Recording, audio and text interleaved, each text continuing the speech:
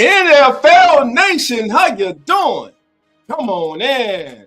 I'm DOLPH Jackson. I'd like to welcome you to Come On In NFL's preseason special, baby. Friday night football, baby. It's the Kansas City Chiefs, baby. Taking on the 12th man, the Seattle Seahawks. Hope everybody's having a wonderful night. Thank you for joining us here on the Come On In Sports Network. If it's your first time, family, do us a favor. Hit that like button, subscribe, and share on all your social media platforms. I will be joined tonight by my co-host, Mr. Zachary Bell. Zach will be in. He's a member of the Come On In Sports Network. Listen, family, NFL is here. We're going to have a great season here on the Come On In Sports Network. Not only on Come On In NFL, but you guys just got to be ready for week one, the first Sunday of the season, baby. It is back, baby, as the NFL turns the number one pre-game show on all social media, baby. That's right. We will get you ready each and every single Sunday for the day's action. And we got a few surprises, a few little new wrinkles we're adding this year just for you, family. But most importantly, family, we want to hear from you this season.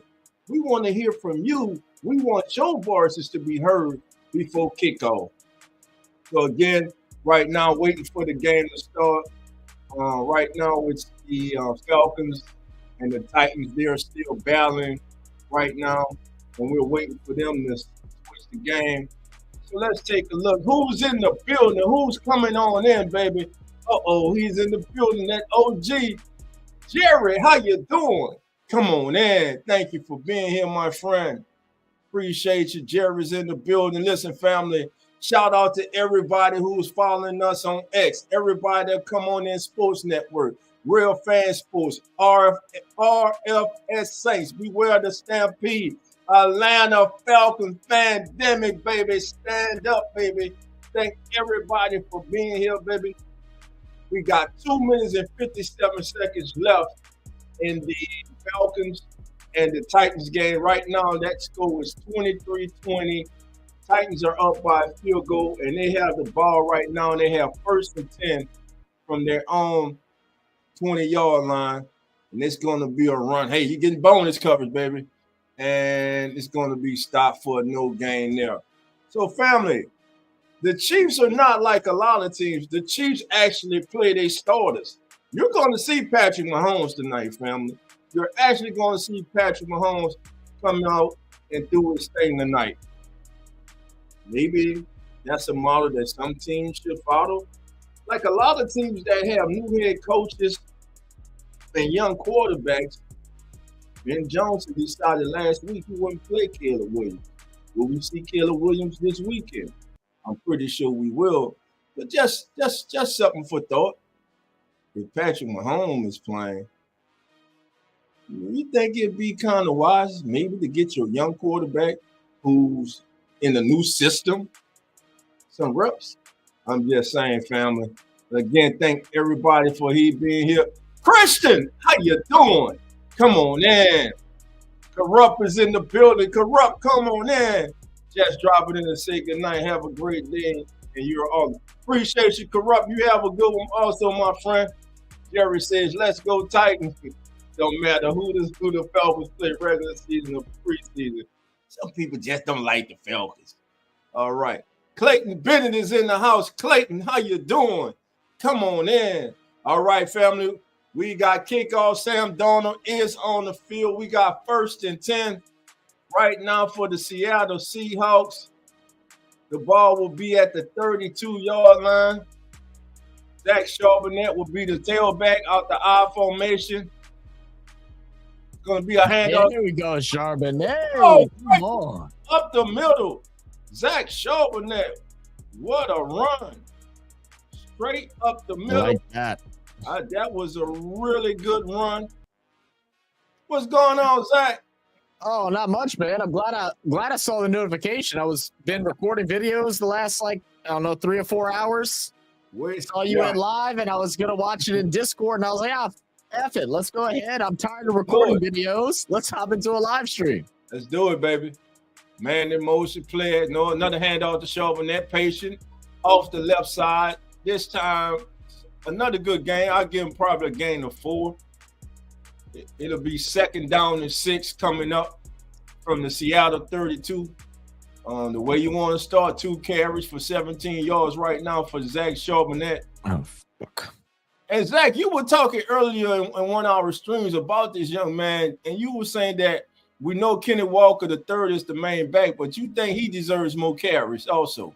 Oh, absolutely, man. I mean, look, Kenneth Walker is very solid, but Charbonnet is just slowly climbing up the totem pole, taking advantage of his opportunities when Walker is injured. And Charbonnet is special. Everybody got to stop playing with Charbonnet like he ain't the real deal. I mean, he could easily be RB1 on a handful of teams in this league. And personally, if Kenneth Walker's injury keeps sustaining himself, I can't imagine him staying there too much longer. Now we're going to get a little trick play. Right. They bring Milrow in. They got all over the tush push, baby. Okay. Copy what they say when some people copy what you do is flattering, baby. The Eagles doing it. The Bills do it. Now the whole league is trying to do it. Look at their version. Okay. Well, that's the new rule anyway. They got the guy, the third back has to be what? I think 3 yards back, if I'm not mistaken. Yeah, something like that, yeah. And that was Jalen Milrow that snuck it. Here we go, Sam Doe on the back end, tight end in motion. Going to be a pitch out. Hey, right, that cuts it up. Good running. Good blocking. Really good run. Up front by that Seahawks offensive line. And Zach Charbonnet, he's off to a good start. And he takes it around the right end for 7 yards. Karlaftis. I always have trouble with his name. Chief Keenum, help me out. He's on the tackle, but 3 carries for 24 yards right now. And the Seahawks are looking good. Sam Darnold starting. That's right. So both starting quarterbacks are playing tonight. Here we go. 2nd down. Hey. Look at that. It's the fail cans in the building, man. Oh, swings out of the backfield. Is that my guy in Jigba? I believe that was. That's him. Jackson Smith-Njigba. Last year, the kid had 100 catches for 1,130 yards, quiet as it was kept. I didn't know he went for 100 last year. I didn't know that. I didn't know either. Wow. All right, here we go. 1st and 10. Opening drive, going to be a handoff to Charbonnet. And looks like that's going to be a gain. I'm going to call that another gain of 4. Not of 4. Call it 2nd down and 6. Right now, really good running right now by the Seahawks. That offensive line is coming off the ball. Actually, yeah, gain of 6. So I was right. 2nd down and 4. Again, thank you all for joining us here. It was a 6-yard run off right tackle to the KC 37. One back. Play action to the fullback. All right. In the flat, tight end, fullback wide open.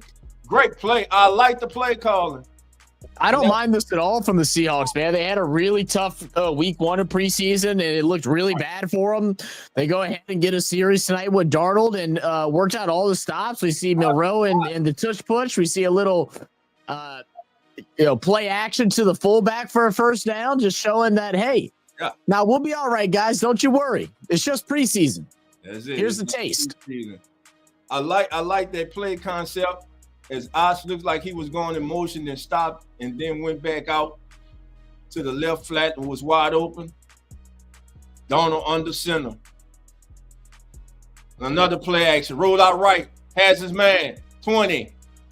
Down to the 15-yard line. And the Seahawks are looking really, really good this week with Sam Darnold as Elijah Aurora with the catch.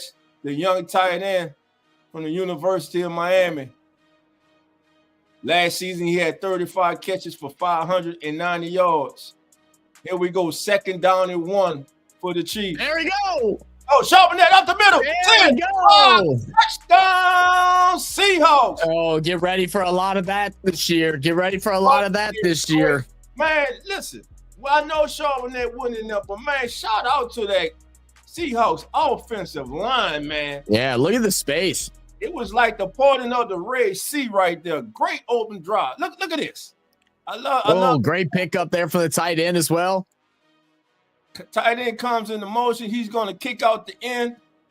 Oh, yeah. Great. Look at that. Great blocking. Hat on the hat. Man, hell, I could have ran through that. I might not score, but I'd have got close. for that hip go out, I'd have done something. All right. What's good, everybody? I see Jess in the building. What up, Jess? Atlanta Falcons in the building, coming in here with the Aints. Man, shut your ass up, Falcons. Lord have mercy. Y'all better stop it. What up, Jerry? What up, Christian? Man, Sam Donner on that drive, guys, with 4 for 4 for 34 yards. With well, coach, that's the most easy completion percentage there is. He 100%. Zach keep it simple.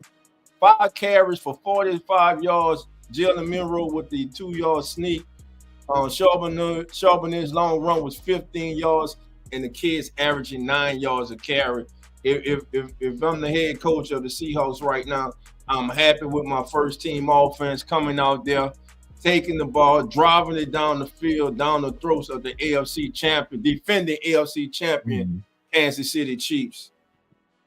Really good drive to start it up. And here come the damn bots already. Oh, yeah. They in full force right now, man.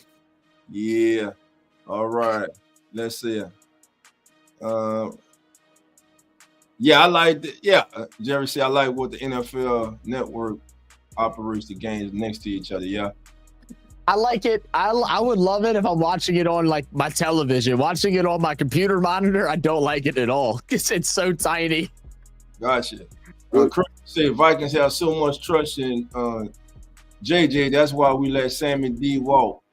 Okay. Well, if he wasn't hurt last season, he was gonna be the starter. So I could see why. I mean, hey, they just reconfirming. They're not gonna pay 2 people like the Falcons, bro. Oh man, who came in here? Clayton Bennett. Clayton, how you doing? CFL game on currently the 2-7 Toronto Argonauts versus the 2-6 Everton Elks. There's Zach. Toronto Argonauts 9, Everton Elks 6, second quarter. Appreciate the update, Jess. Appreciate you. ATL Falcons say the Aints, baby. I love that. What's going on, baby? Come on in here, man. Thank you for coming through, man. Hey, man, like I say, man, y'all always steal the preseason, baby. Because you can't do shit in the regular season. But look at Stick. Run, Stick. Stick by throwing this up. You know. He's thrown a couple of them. Yeah, you gonna throw something. Oh, yeah, just one. He's had one. You gonna throw something. That was a tough preseason game, man. I was watching a little bit of it while I was doing my recordings and stuff like that, and I was like, yeah, I think I'm gonna go ahead and shut this thing off and just focus on something else because it was bad. It was not fun. 10 plays, 81. Good tackle. 5 minutes, 26. Oh, great hit. Did we get a fumble? Oh, we got a fumble. Looks like it. We got a fumble. Oh, he let it go. We got the ball, baby. Seahawks got it. Shout out to Miss Megan, the 12th man. They're not even looking at it. What a way to start the game. All right. We'll look at the hippie Gardner Minshew, man. What up, Greg? Oh, I thought the Chiefs got the ball. He came on the ball. I thought, yeah, he had me fooled. Here we go. Gardner Minshew. Nobody. Hey, Jerry, if they're on the RFS Saints channel, anyone starts talking shit about the Saints, let it ride a bit because I like to mess with them. Don't just block them instantly. Yeah, it's family, man. They just it's all good. We would be doing the same thing on their channels. Elite false start. Man, I kind of like Gardner Minshew as their backup, man. I mean, look, Gardner Minshew is a fine backup, man. I think that was a real good signing. Cheap, played some starting games before. You know, has got some wins. Why not? He can lose you something too, but he can win you something. Well, you saw they were trying to like make a whole thought piece about Travis Kelce's GPA on Twitter this week or today. Oh, blitz. Minshew up the middle runs. Now he's going to slide. Got to work on your slide. He ain't sliding in a couple months. That's why he got up laughing. He got up laughing because he knew that was an ugly slide, Gordon. It was a bad slide. It was ugly. He didn't know if he want to drop the shoulder or slide. Over got caught in the middle. Almost took a lick. Gotta be careful with that. Well, here we go. It'll be 2nd down and 10. He got the penalty yards back. Minshew barking out signals. Pachenko offset to the left. Snap is back. Play action pass. Minshew looking. Still no one's open. Now over the middle finds his man.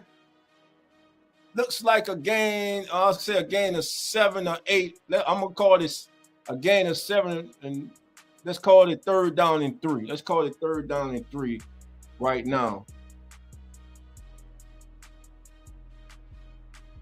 Man, Nick Rory on the stop last year, 88 tackles, 57 solo, 4 interceptions, and 2 went for a touchdown. I was high on that young man coming out in the draft last year. Here we go. Actually, I'm going to get him a gain of 8, 3rd down and 2. Shotgun formation, 3 to the receivers to the left. Now 1 in motion. Minshew look in the flat, got him wide open. Nobody picked up Pachenko. Down the sidelines. Oh, Pachenko, you runs hard on preseason, bro. Like you running through like he's trying to escape from a pack of wolves, man. Out the backfield. Somebody just dropped the ball. No one went with him. Yeah. Look, so that's what it was. Defense communicating and turned his head. Yeah, communicating too slow, and you can't turn your head away from the ball, man. 22 yards pushed out of bounds at the Seahawks 45. Minshew in the shotgun. 4 receivers, 3 to the bottom, 1 to the top. 1 setback.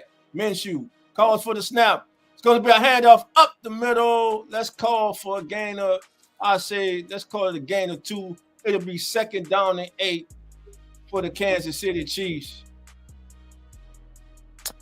Boyd Mafe on the tackle, Mafe. Last year, 40 tackles, 22 solo, and 6 sacks. Listen, this Seahawks, they got some young talent on this team, man. They do. They got some. Greg said, I hope some wide receiver undrafted come out balling. It would be nice. Carson Steele. I always love to see that, man. 2 carries for 6 yards. Again, Carson Steele, nice cut. Nice jump cut by Carson Steele right there. Yeah. Very impressive. That was a nice jump cut right there. Solid run game from both teams so far. Yeah. And right now, we don't have an incomplete pass in this game. Minshew started 2 for 2. Coach Donald started 4 for 4. Current drive is 7 plays, 42 yards, and it currently took 2 minutes and 53 seconds and counting off the clock. Looking to answer the Seahawks opening drive touchdown. Minshew has the Chiefs down to the 39-yard line. Is that Rice in motion? Wide open pass! Oh, good play! Wow, it's a good play there, but goodness gracious, Thorne's got to know where the space is in the defense. I know they're playing a lot drop back there, but you got to be able to sit in that pocket once you make that turn there. He started running a little bit too far forward. He just needs to turn and sit. Just turn and sit. Yep. Gain of 14 down to the Seahawks 24. Where's my guy Jalen Royals at, man? I want to see him. We got Schuster in motion. They're still again. Oh, good hard running. Good second effort. There's Royals right there, 11. Call it a gain of 6. Jones and O'Connell and Connell, C-O-N-N-E-L-L. Some say Connell, some say Connell. On the stop for the Seahawks. Carson Steele 3 carries for 13 yards so far. And like you said, Jack, both teams right now are having success on the ground. So what both teams did and what the Chiefs are doing now, they're staying ahead of the chains right now. They're having success on 1st down. Yep. Second and 5. Minshew looking right. Look him up. Over the middle. Oh, misses his man. I love how we're starting to see now too, as you know, we're getting into week 2 of preseason. We're starting to see some blitz being hidden. Both sides of the balls opening up their playbooks a little bit.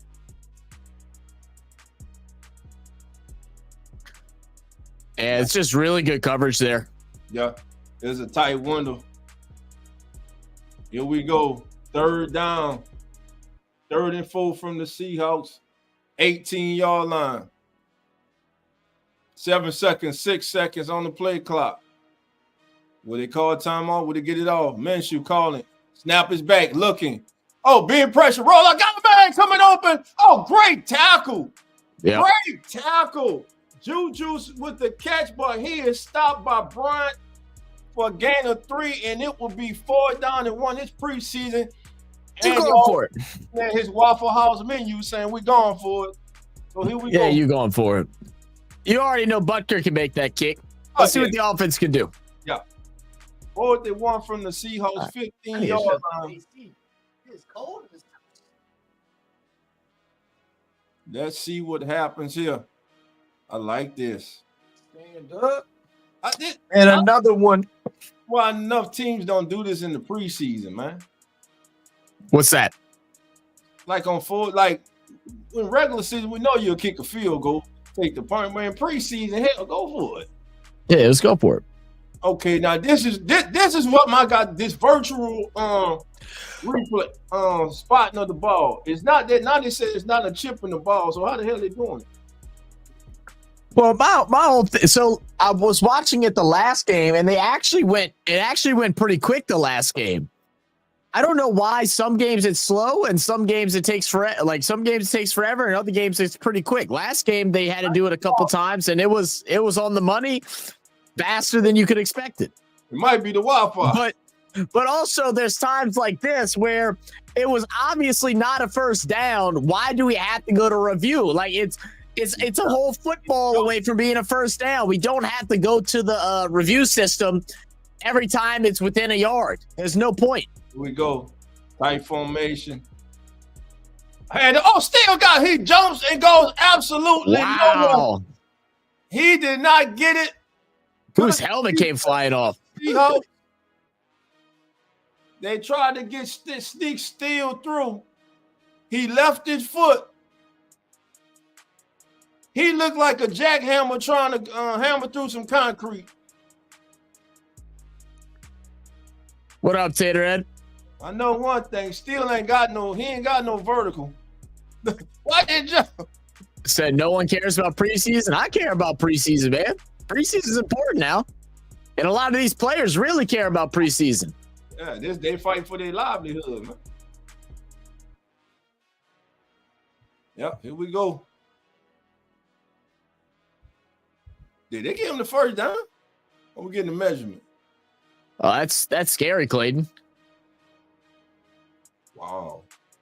What up, SB? Said Gold Coast starting 10 minutes should be a very good game between two franchises who have next to no supporters. I know. I was thinking about doing that game today, and I was like, I just don't know. I think tomorrow I'm gonna do I'm gonna try to do the Tigers game and then try to do the I think it's the Hawks game at 1:15.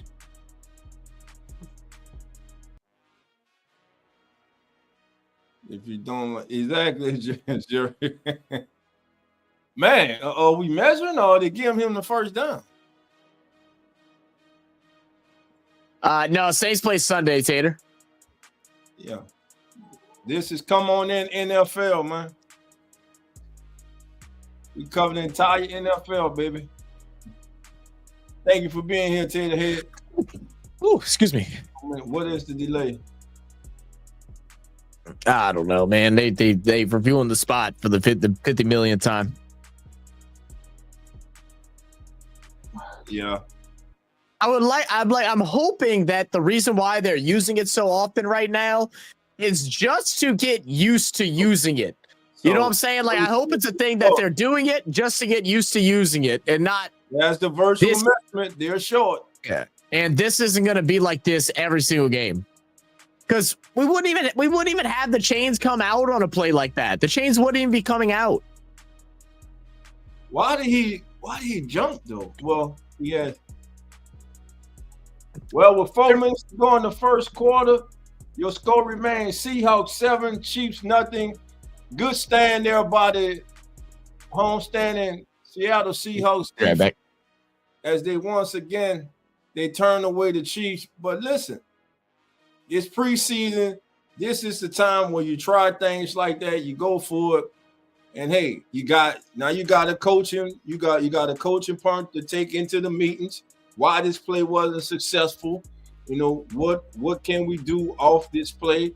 You know, you can add wrinkles to it, bootlegs, play action, maybe fake it to the fullback and pitch it out to the halfback, call a QB rollout, like I say. So there are many odd things that you can deem from this, man. All right. Hey, Jerry, if you can, man, get them bots out here, man. If you can, brother. All right. All right, family. Again, thank you all for joining us here on the Come On In Sports Network. This is our preseason special.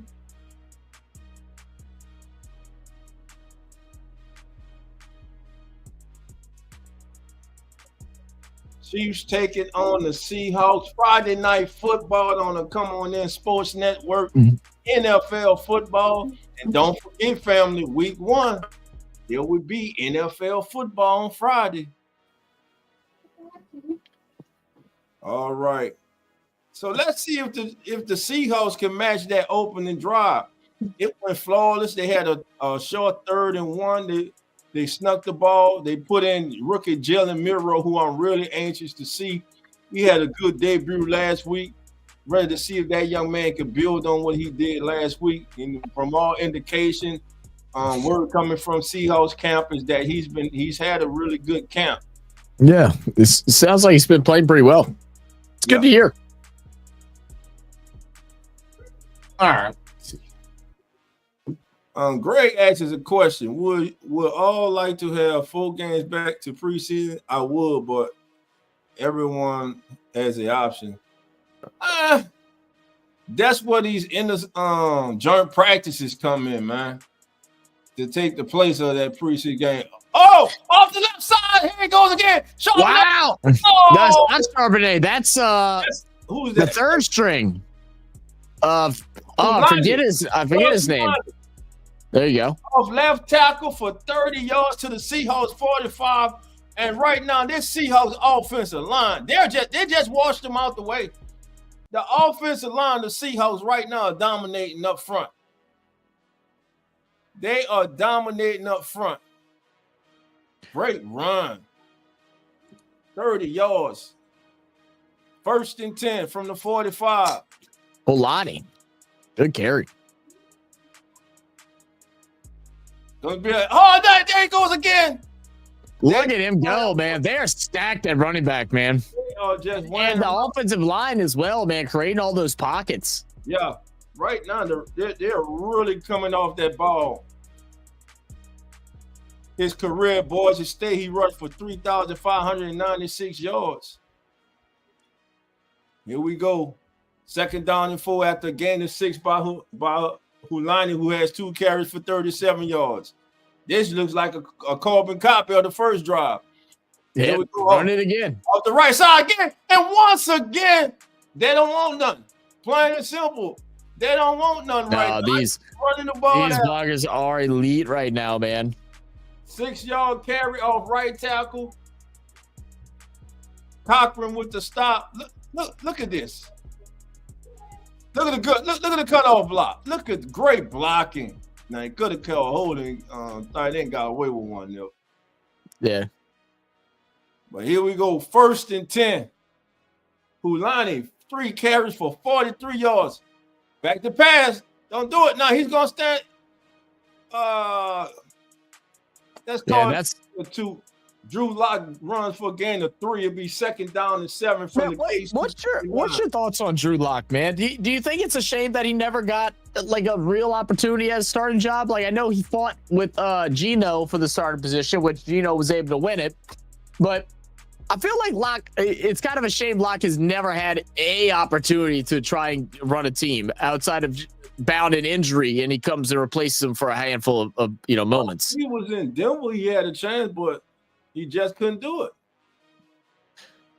You know, I liked Drew Lock when he was coming out of Missouri. I thought he'll be not a career backup. I thought he was a starter I thought he could be a starter in the league. Yeah. But again, like we always say, man, a lot depends on your circumstances. What team do you go to? You know, are you going to a team that's stacked, that's looking to win now? Are you going to a team that's rebuilding? What kind of system are you going to be playing in? Is your offensive coordinator going to be able to take advantage of the things that you do best and put you in position to be successful? So a lot of stuff goes into that, man. And I mean, look at Geno and look at Sam Darnold, man. It took them a few years before they hit, man. Sam Darnold hit last year, and Geno the last 3 years, he even got him a new contract before he got traded out of Seattle. So it's all about being in the right circumstances, the right situation. And I believe that Drew Lock, man, just hasn't been in the right situation, man. But I believe he's in the right situation now because, listen, Sam Darnold, he did it last year with Minnesota. Let me see you do it now in Seattle. You know, Geno. Well, right now it looks like he ain't gonna have to do much, man. It's just with this run ability, man. If they're able to do this all season, it's gonna make Sam Darnold's job really easy. I hear you say that, bro. He couldn't be the full string there, bro. Yeah, he did not have a chance at them. Hey, they added Sean came in. He had Russell Wilson, yeah. You know, but again, Russell Wilson only lasted 1 year though. So, Sam Darnold would hit, but he was on the Jets. No one hits on the Jets except for Joe Namath. Man, Sam Darnold with the Jets. Sam Darnold was with the Panthers. I mean, you can try and make the excuse. I mean, I wasn't high on Sam Darnold, but I had to get a kid his credit last year. He came out, he had a career year. Maybe that was this change of scenery that he needed. That was the right situation he needed. Now you fast forward to this year, he turned that performance into a lucrative contract. Now he's a starting quarterback in Seattle. Last year, remember, he went into Minnesota. He was the veteran backup. He was there to mentor JJ. But, of course, JJ got hurt.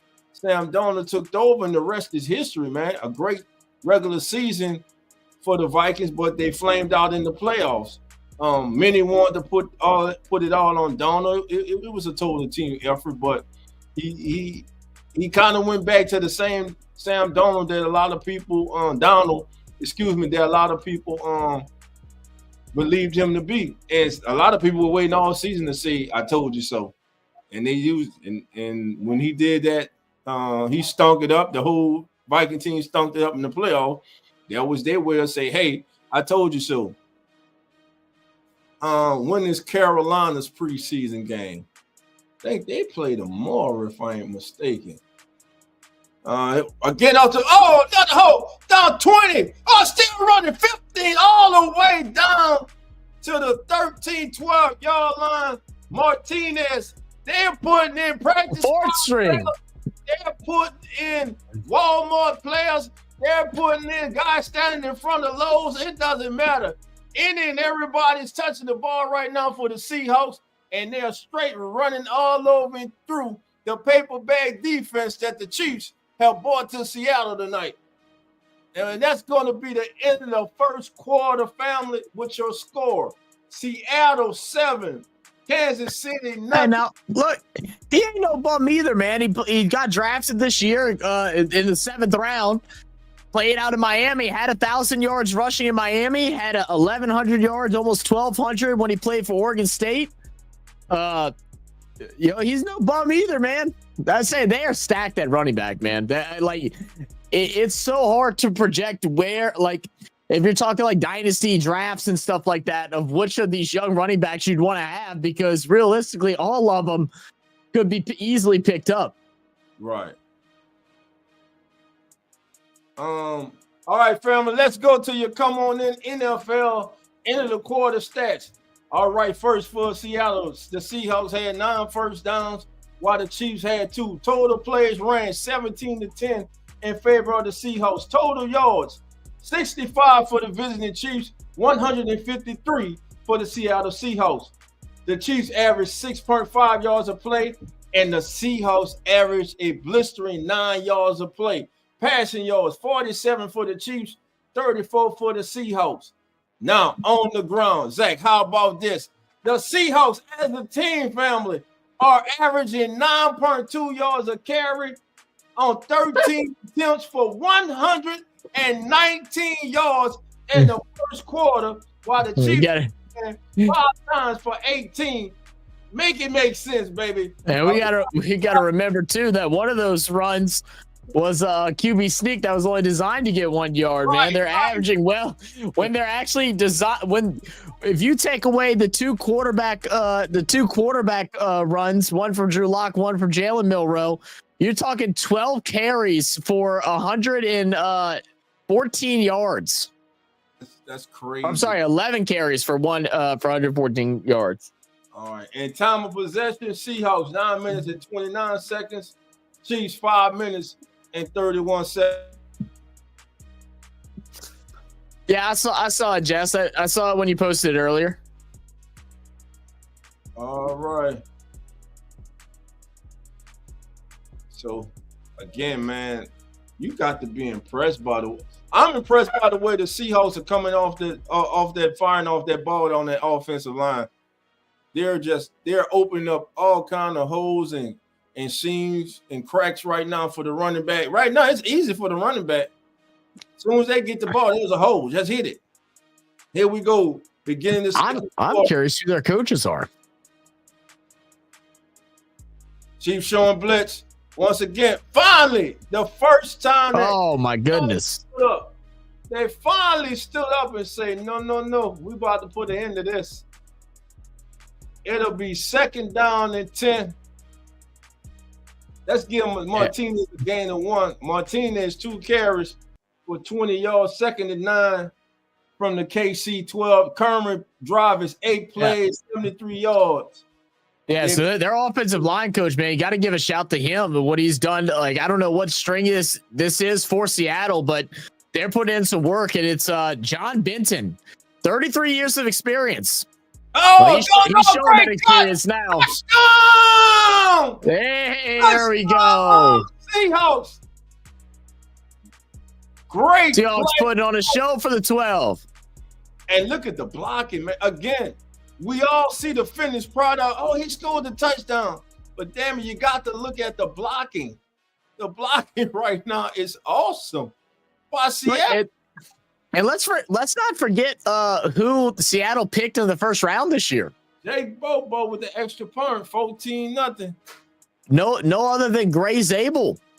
Yes, my guy Gray. Yeah, we saw that kid at the Senior Bowl, man. Me and Zach, man, we were high on that kid.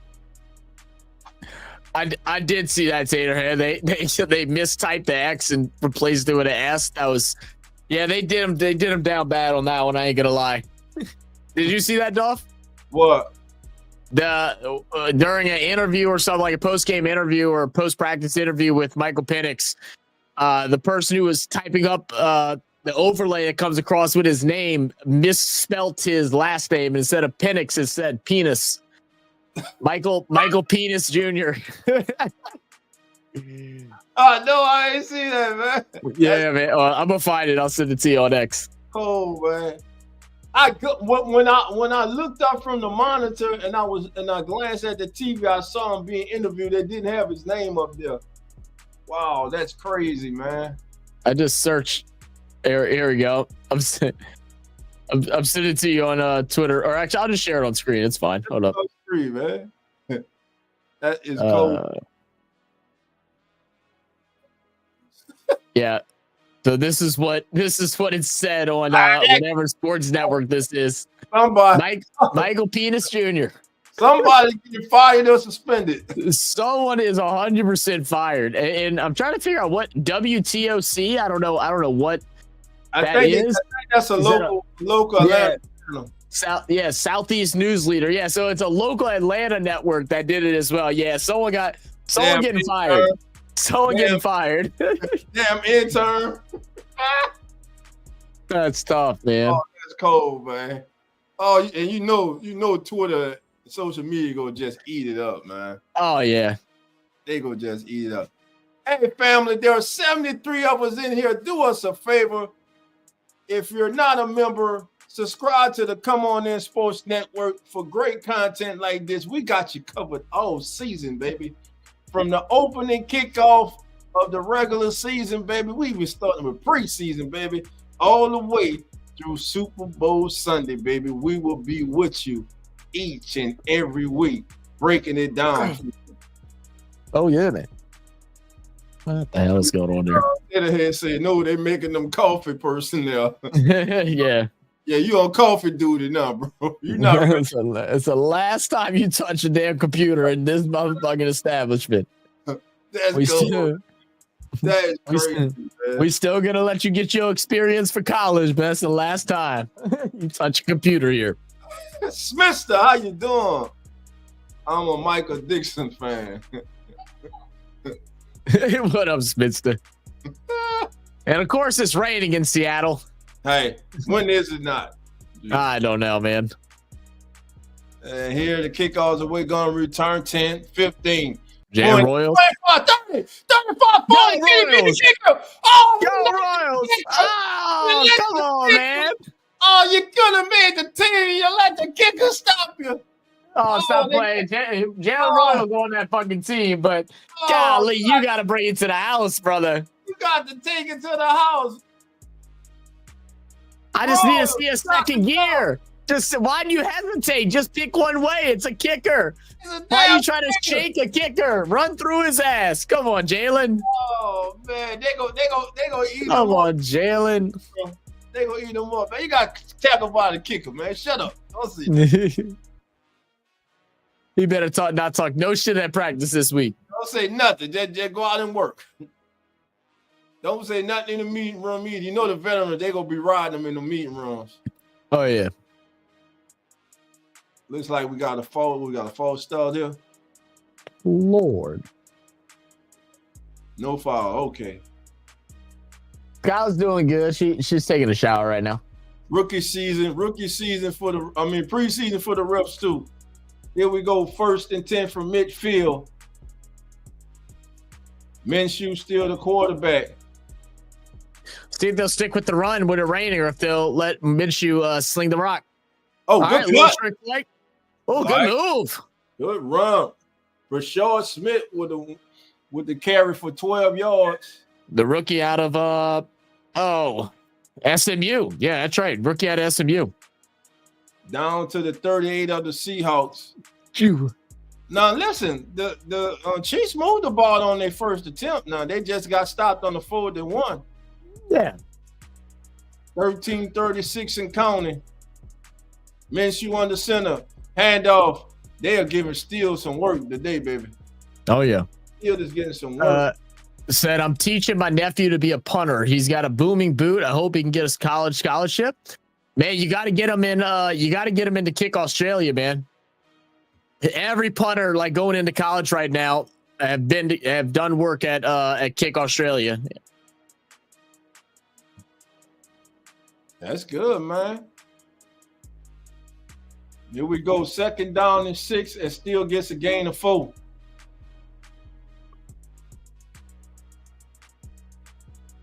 All right. A little bit of audibles from Gardner Minshew.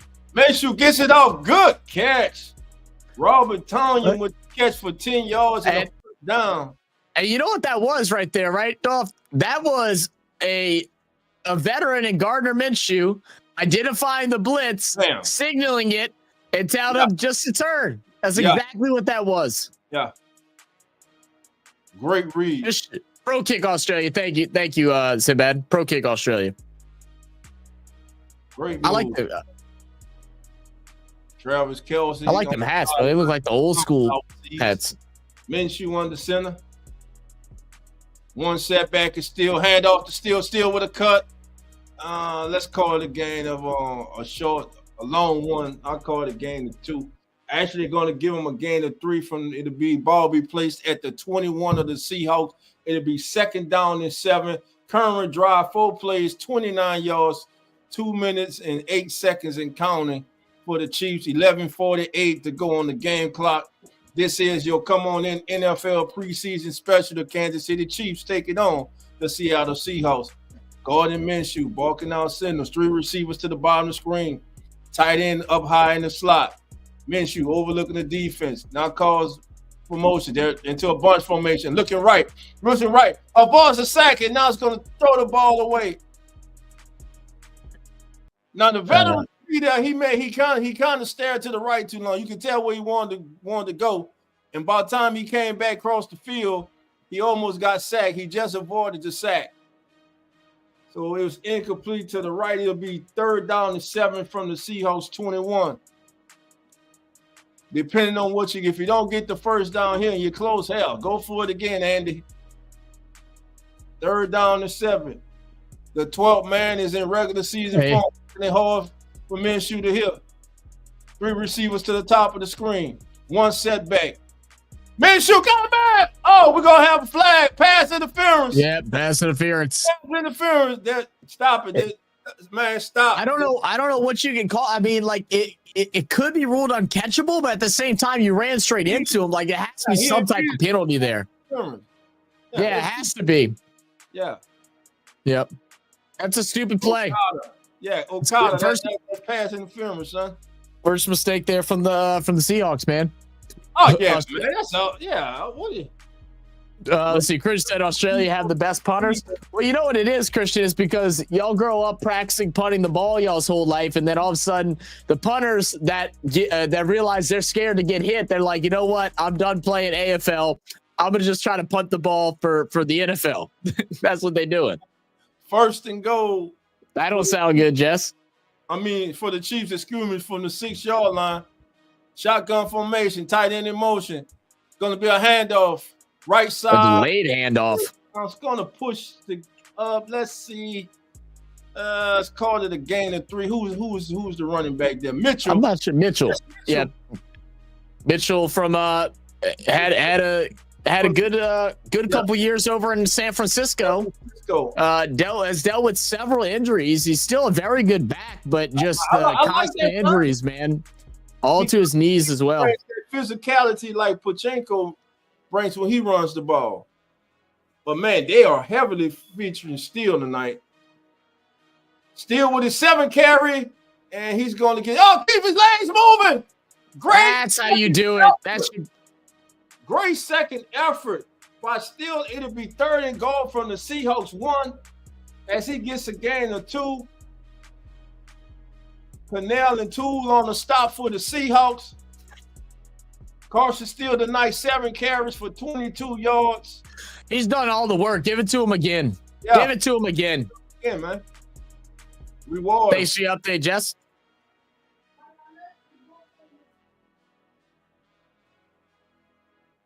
Here we go. 1st and goal. 3rd give and it to him again. No cute shit. Just give him the handoff. What you doing? I hate the goal wide open. Touchdown, Chiefs. It worked. It worked. But, man, it's preseason. Give Steele his damn touchdown. I mean, look, it's preseason. And it getting too cute. And it almost got too cute for himself, baby. Robert Tonyan with the touchdown. Tanya's 2 receptions, 11 yards, and a touchdown tonight. Who Tanya used to play for? Tanya used to play for. Oh, he uncovered. Was it he Packers? Uncovered. That's great. I love that shot there. He was initially covered, but he put the brakes on. The defender kept going. Hey, smart. I want to say Robert Tonyan played for. Man, good drive by the Chiefs. 10 plays, family, 81 yards. They took 5 minutes, Green Bay, 9 seconds, and the Bears off the clock. And right now, with 9:54 to go in the first half, your score: Seattle 14, Kansas City 7. Now let's go to box scores right quick, family. Let's start with the visiting Kansas City Chiefs. Right now, Gardner Minshew, who started the evening, is 7-9 for 70 yards. He is averaging 7.8 yards per completion. He has 1 touchdown, and he has a QB rating right now of 136. Carson still leading the way on the ground, 7 carries for 22 yards. Gardner Minshew 1 for 5. Elijah Mitchell 1 for 3. In the passing game for the Chiefs, Isaiah Pacheco 1 catch for 22. Tyquan Thornton 1 for 14. Brashard Smith 1 for 12. Robert Tonyan 2 for 11. Of course, he just caught the touchdown to draw the Chiefs closer. Jared Wiley 1 catch for 8. And Juju Schuster 1 for 3. Now for the homestanding, Seattle Seahawks. Sam Darnold has gone 4 for 4. He led a touchdown drive on his opening drive. He did throw a touchdown, but he was efficient on the drive. Again, he finished 4 for 4 for 34 yards. Drew Lock came in to replace him. He's in now. He's 1 for 1 for 12 yards. He hasn't had to do much because right now the Seahawks rushing game cannot be stopped. They're literally just running all over, around, and through the Kansas City defense. Now, on the ground, pick who you want right now. George Alani, 5 carries for 49. Zach Charbonnet, 5 for 45. Damian Martinez, 2 for 20. Drew Lock, 1 for 4. And Jalen Milroe, 1 for 2. They have rushed for 120 yards in the first half. Now, as far as the passing game goes, Robbie Outs, 1 for 13. Jay Bobo, 1 catch for 12 yards, but that 1 catch went for a touchdown, baby. If you want 1 catch in the game, make it count.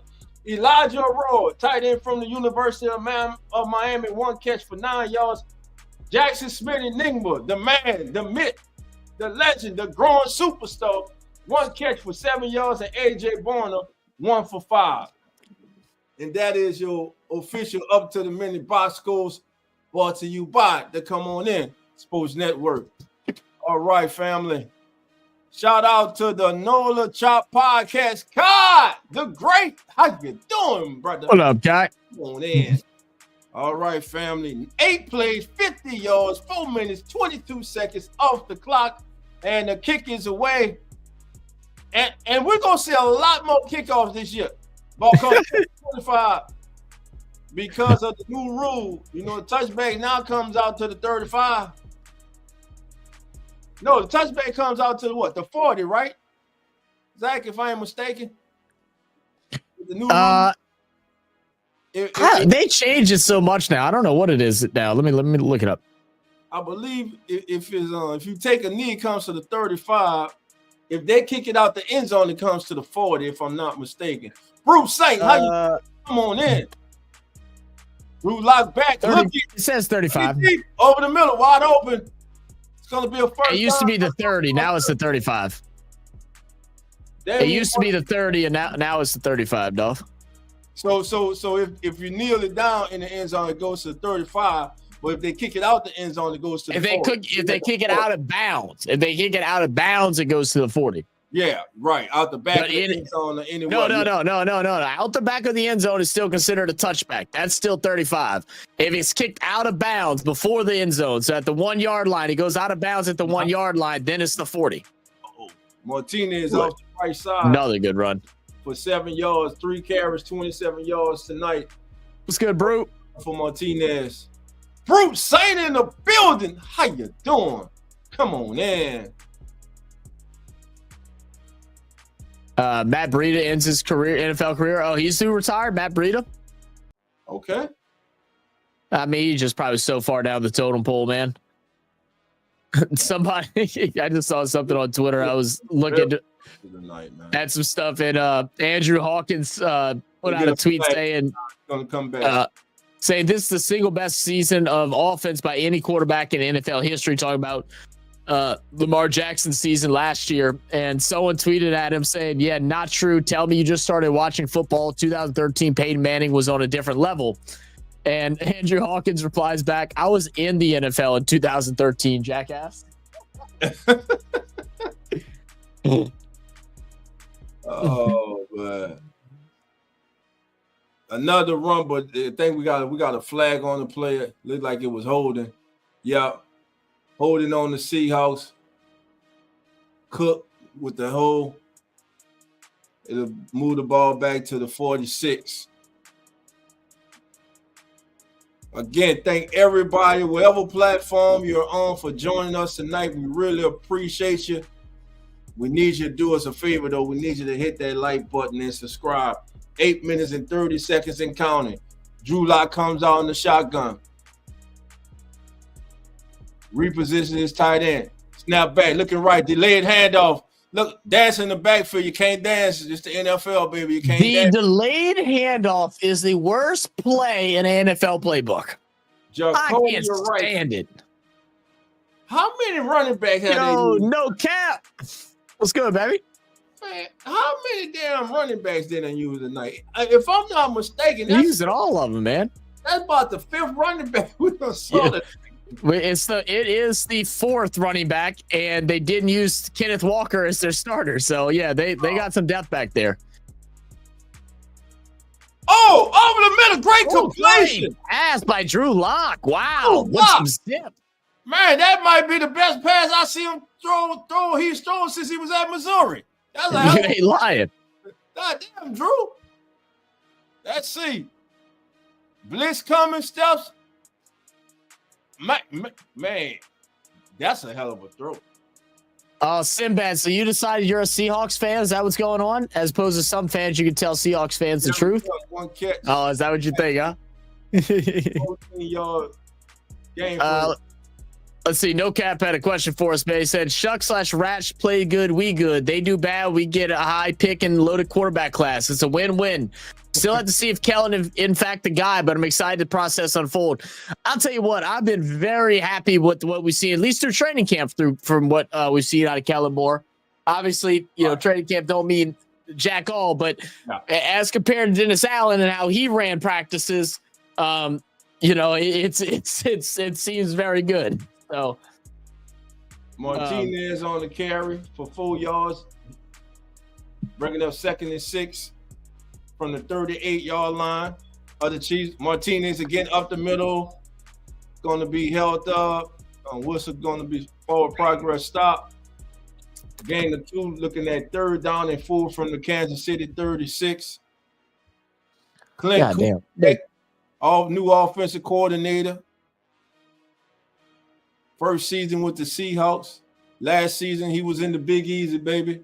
Started off a house of fire the first 2 weeks, and then the offense got predictable. Let's see if we can change things up in Seattle. Here we go.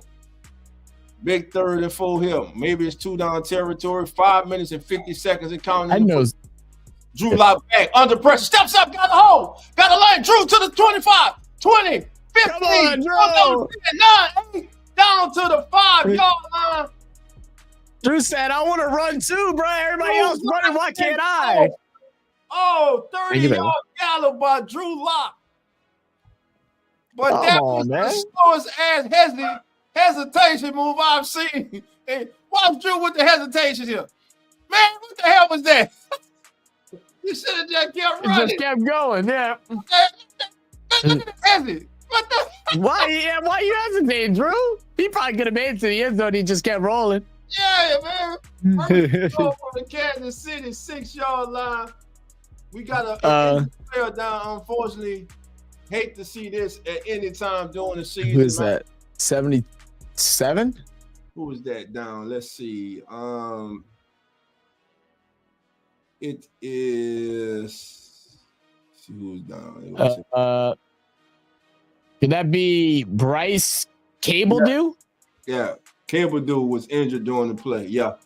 Is he a 77 or 72? The 72 would be Abraham Lucas, but I think that's Cable dude. Yeah, it's Cable dude who was injured on the play. But hey, Drew Luck scrambles for 30 yards, man. And right now, every time the Seahawks have touched the ball, they've entered the red zone. Yeah. Yeah. Let's see. Sinbad said 45 years, maybe a quiet decade or 3 in the middle. Oh, okay. All right. Okay. Sinbad, I see you. So you rocking with, you got the Seahawks as your team. Okay. Seahawks are just one of those teams where it's like you just don't really know what to expect from them. I mean, their division isn't necessarily strong, with especially with the Rams injuries with Stafford and all the bullshit that's going on in San Francisco. Man, but that defense, bro. Yeah. That defense and that young defense with the Rams, man, that defensive front, they gonna be a problem. Yeah. And listen, if they could have found the way to block the big the kid for the Eagles from Georgia, who they couldn't block, who won the division game for them last year. Help us out, Chad. Y'all know who I'm talking about. I know exactly what you're talking about, and it's pissing me off. The Rams could have blocked him. I'm telling you, the Rams was gonna win that damn game, but they just couldn't bug them. Talking about Jalen Carter or Nolan Smith? Okay, Nolan Smith. They could not. Was it Nolan Smith? No. I thought Nolan Smith or Jalen Carter. Jalen Carter. It was Carter. Carter. Okay. Yeah, they couldn't block. I mean, like half their defensive line, or over half their defensive line, is Georgia players. So yeah. And they got another Georgia player this year, if I ain't mistaken. They got another Bulldog. Sinbad, doubt I'll be drafting the Seahawks next week. Here we go. Martinez, the setback. Seahawks come out. 12 personnel. Lock with a fade. Great play by the corner. That's a great play. He was looking for Torrey Horton, but broken up by Johnson. That was a great play by the corner. He didn't panic. Watch this. Oh, yeah, man. Took his hands and went straight through the receiver's hand. Great play by Johnson. 2nd and goal from the Kansas City 6 for the Seahawks. I formation. Lock, gonna hand off to Martinez. Martinez makes a man miss in the backfield. He's gonna be push ahead. Let's call it a gain of 2. It'll be 3rd and goal. Actually, let's call it a gain of 1. 3rd and goal from the 5 for the Seahawks. And we got 4 minutes and 54 seconds and count.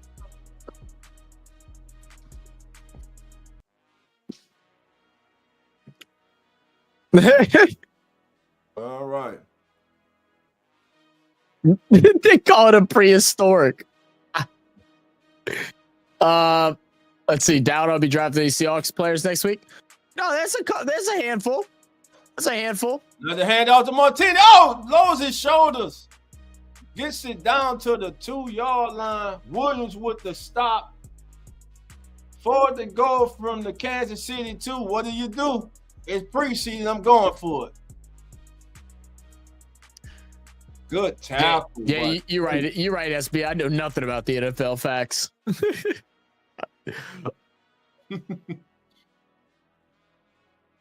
4 minutes. All right, see what they can do. They're going to go for it here on 4th and goal. Now, can the KC defense step up like the Seahawks defense did? I'm running it, man.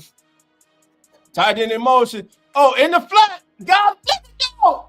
They won't get it. You got to throw it. Oh, it's up. Incomplete, broken up. You gotta trust the throw to Hulani right there. It's there. Yeah, he should. You just get rid of it. Hulani just leans his shoulder in and goes for the touchdown. It's got to be that simple. Drew should let that ball go. He should let that ball go. That's on Drew Lock. Man, I mean, he covered, but hey, that was the best chance you had. So with 3 minutes and 43 seconds to go in the first half, the score remains 14-7, and both defenses come up with a 4-down stop inside their own 10-yard line in the first half. I saw it, Jess. I was just not reading it because we're just more talking full NFL right now. Whenever we do solo or the game is slow, then I'll answer and talk about whatever. I did see that. That is shitty. Hopefully she's okay. Taylor here says, Drew Lock say he gonna try whatever he wants preseason. This job ain't on his job not on the line.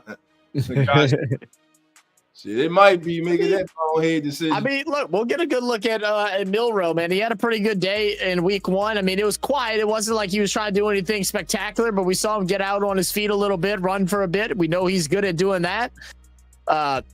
You know, and he also was pretty good passing the ball, even though he didn't take too many attempts. Man, I'm telling you now, and what I noticed, look, they brought him in on that 4th down to get that sneak for the 1st down. So I think they're going to be using him a lot, man. He's going to be their joker player. Yeah, he lines up all over the field, quarterback, running back, slot receiver. And when they go to tush push, it looks like he's going to be the tush push quarterback. So, yeah, you're right. Smith, yeah, Bears fan, but I can't see them having a 500 season. Man, everyone seems to think you guys, man, are one of the teams that could surprise in the NFC this There's season. a lot of people that are projecting to have like 10, 11 wins and stuff like that, and I'm like, I gotta see it till I believe it. I mean, why you think you guys won't have a 500 season, Mister? What is the current betting projections? I think they about 10 wins. Because many people think the Vikings with J.J. McCarthy go take a step back until he gets under him. The betting odds are currently set at 8.5. 8.5. Okay. Gordon Minshew still in the game. Boy, Minshew's riding his whole second half. First half. He must be playing for safety. Oh, safety. They're gonna say forward progress on this one. Now how? No. They're gonna say forward progress on this one? No, they gave the signal. Healy. Hell, they gave it last week. Great penetration. Oh yeah. No, that ball never crosses that line. Yeah. It never crosses that line. And they have made a quarterback change now. Minshew is out the game. But great penetration by Brandon Peely for the safety. And again, like this is where people start moving up the depth chart. Hey, cut down 2.5 weeks away from cut down date. Christian says the Vikings and Bears have the same win total. Some people seem to think in the NFC North that the Packers are a little bit overrated. What was your thoughts about the Packers, Zach? Packers? I think it's possible that the Packers end up being ranked last in their division. Huh? I think that they could be ranked last in their division. The Packers? Yep. I don't like the Packers, but I don't see them being last in the NFC North. I think it's either. Well, the problem is now, like with Justin Jefferson and the hamstring, that's going to make a pretty big difference. But I think the Vikings defense is very solid. The Bears, I just don't trust. And the Packers just don't move me. So it's like, I feel like it's going to be either Bears or Packers at the bottom. Now, I still think all those teams are going to get somewhere between, no less than 7 or 8 wins, but I'm telling you, I can see the Packers being last in the division. I wouldn't put money on it. But I understand the hate. The hate. But when I look at that division, I look at the changes the Bears have made, bringing Ben Johnson in, adding weapons for Caleb Williams, adding to their defense. And I think one of the underrated signings was them getting veteran former Atlanta Torrey Horton, Brady first Jerry. Down. Yeah, go on that defensive line in Chicago. So I like that. I think the Vikings take a step back because they're gonna take a step back from last year for sure. But they had 14 wins last year. Yeah, it's gonna take him a while to adjust. How fast can he adjust? I think Lions 13 plus. I think, and I think all the rest of them are going to float between 7 and 10. No, like that's where it's going to go. I think we are underestimating how big of a loss that the Lions have. You lost your offensive and defensive coordinators. That's going to mean something. I just think it's the easiest offensive coordinator job in the league. And probably one of the easier defensive coordinating jobs in the league, too. I mean, not the easiest for sure, but offensive, it's the easiest. You got weapons everywhere you look. Defense, you get a lot of health back this year. So, as long as they stay healthy, that, it makes it easier, too. Yeah, but I just think, I think the winner of the NFC North this year wins 11 games. I don't see the Lions winning 12 games this year. You don't think? They have we did look at their schedule the other day and it was pretty tough. I think I could see him getting at least 12. So maybe 13 was a little high, but I could see him getting 12. Megan said, no, still think we're 21st. Megan, that was Zach had you 21. It wasn't me. Yeah, Dolph had you 19th. Way I higher. had 19. Zach had you 21. Y'all looking really good right now, man. Hey, that running game is dangerous, bro. Like, look, I like our running backs on the Saints actually a lot. But man, if you want to donate Martinez or somebody like that, I'll take a donation. I'm all right. Hey, appreciate the $5 dono, man. Much love. Derrick Young with the reception from Locke for 24 yards down to the KC 43. And I want to talk about Torrey Horton real quick, man. Torrey Horton had an absolute phenomenal game the other day. He's got one catch today off of 2 for 12 yards. Torrey Horton, I think, could be something special here in Seattle. As soon as that game, everybody was picking him up. Played for Colorado State. He was a 5th round pick. Nobody really talked about him, but he's very solid. Yeah. Man, thank everybody for joining us on this special. Come on in, NFL preseason special. As we have reached a 2-minute warning with your score, Seattle 16, Kansas City 7. It'll be 1st down and 10 from the Kansas City 43 when we resume play. I'm DOLPH Jackson of the Come On In Sports Network. And I threw it to Zach. Oh, my bad. I was distracted. I'm Zach, man. From Real Fans Sports RFS Saints. God damn it. I did. A spiral right there in the bread basket. You dropped the damn ball, baby. Man, it was almost as bad as when Seattle decided to throw the ball instead of running up the middle with Marshawn. Said the issue is they got Cooper Kupp. Look, the thing is with Cooper Kupp, like I've said this several times. I don't understand the addition of Cooper Kupp for Seattle. Cooper he plays his best at the slot. He's not going to be able to play slot on this team. And hey, Megan, I'm gonna put the link in. Come on in and get it. I want to ask you a few questions about your host, baby. Come on in. I gotta run to the restroom real quick. Okay. I drank 1 beer and it's still dang it. Well, you got too young to have a weak bladder, man.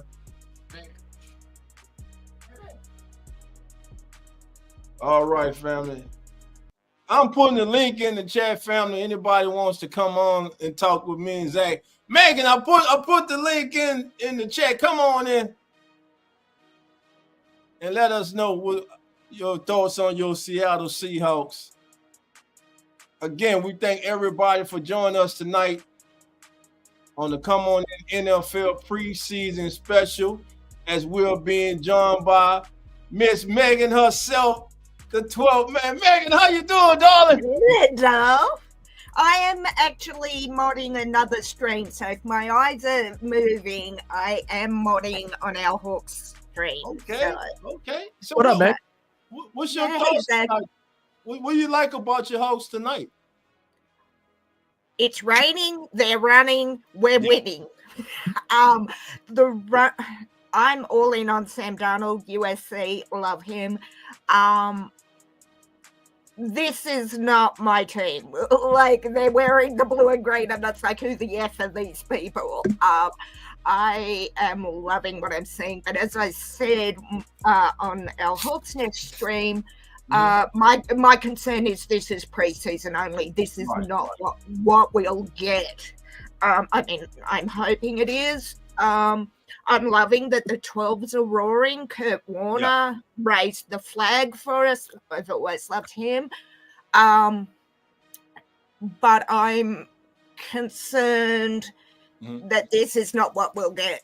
Right, when the regular season starts. Well, I mean, that is also true, but there's the things that preseason I think that are very that transfer into the regular season is offensive line. And y'all's offensive line has been absolutely dominant in this game, both in run and pass protect. And those things translate from preseason into regular season. Right. Yeah, I think they do. But the fact, I was saying it on another stream a couple of days ago, the fact we only get 3 preseason games to be ready for the 49ers in week 1 at home, granted. Y'all might beat the 49ers.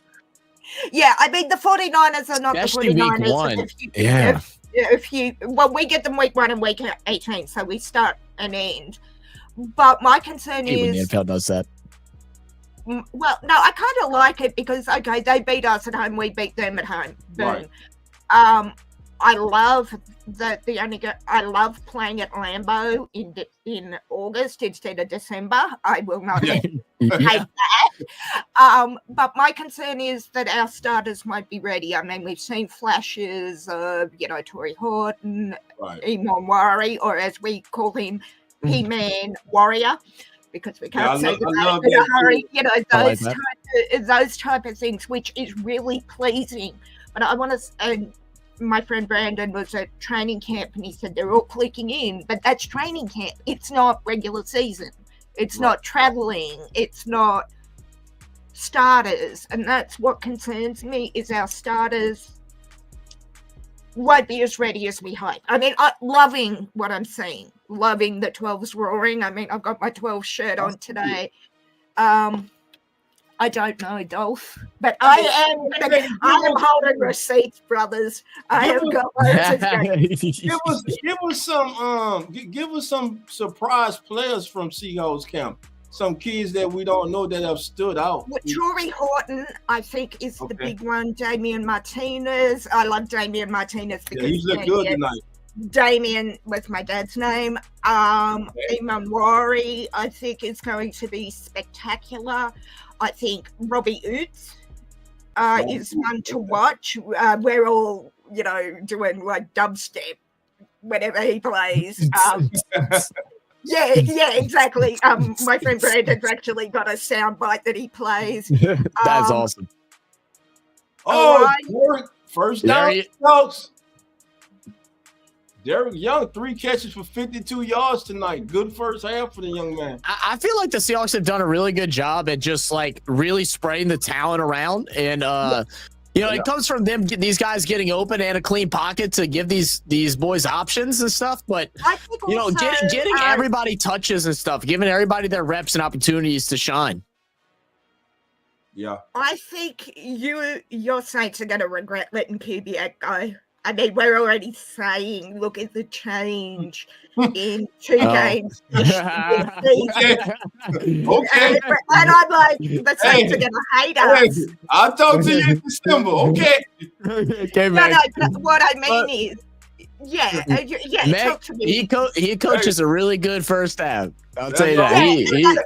That was going to be my next point is, first half is brilliant. 14 unanswered, 81-yard drive, first go, and that's the thing. Half of a real game that counts. Is it going to be consistent? And my concern, it's not a concern, but in the back of my 12's brain is probably not.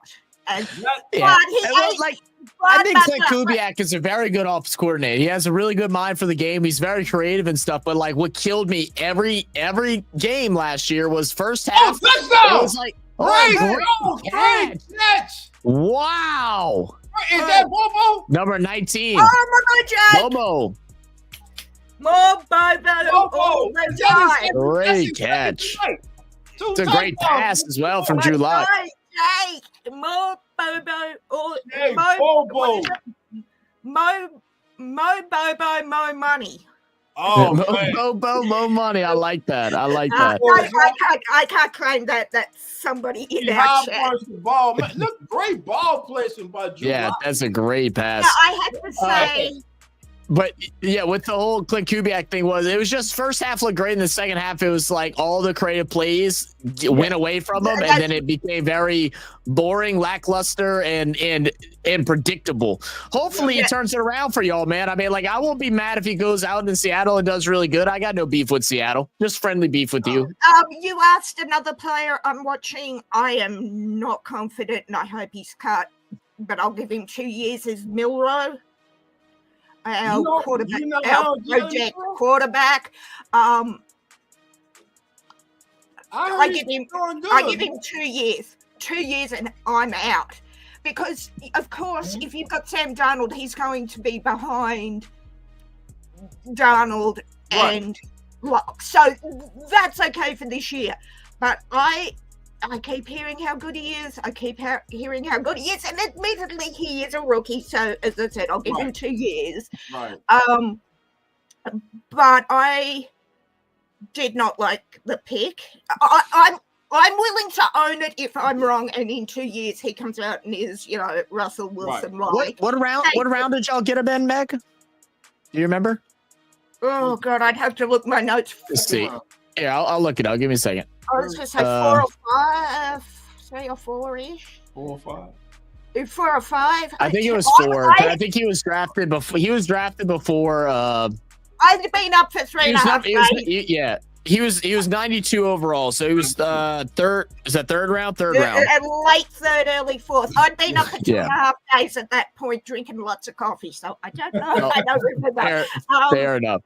I think Milrow's just a very big. He's a guy that has unique talents that other players don't, especially with his legs and stuff like that. Played for an SEC team, but he's definitely a project as far as his passing game then but if he can sit under for a couple years and then grow and use his ability to learn from Sam Darnold and Drew Lock, even though they may not be the ideal veterans that you wanted to learn under, they've been around the league for a while now. I mean, Drew Lock's been in the league for what, 7 years now?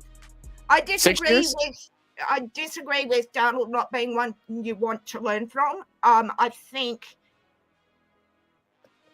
I would rather have him learn. Sorry, I'm just looking for my other stream that's just dropped.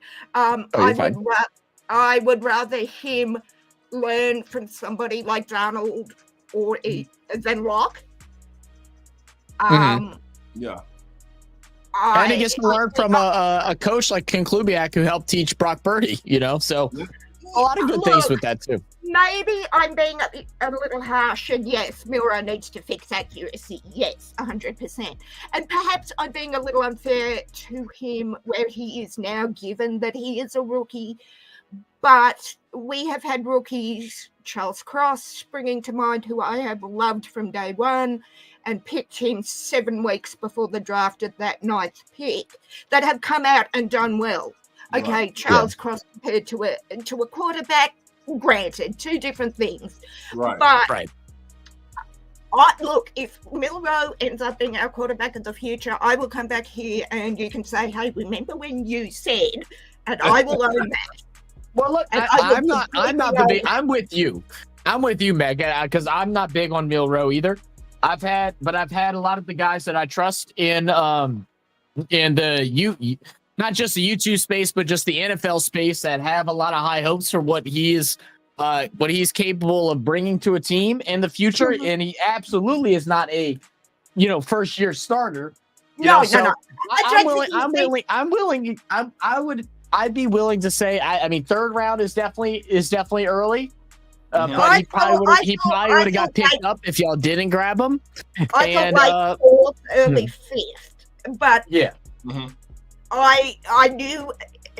Look, he also moved up a lot of people's boards. Like Senior Bowl, he fell down a lot of boards, and then after the Senior Bowl, he moved up a lot right after the Senior.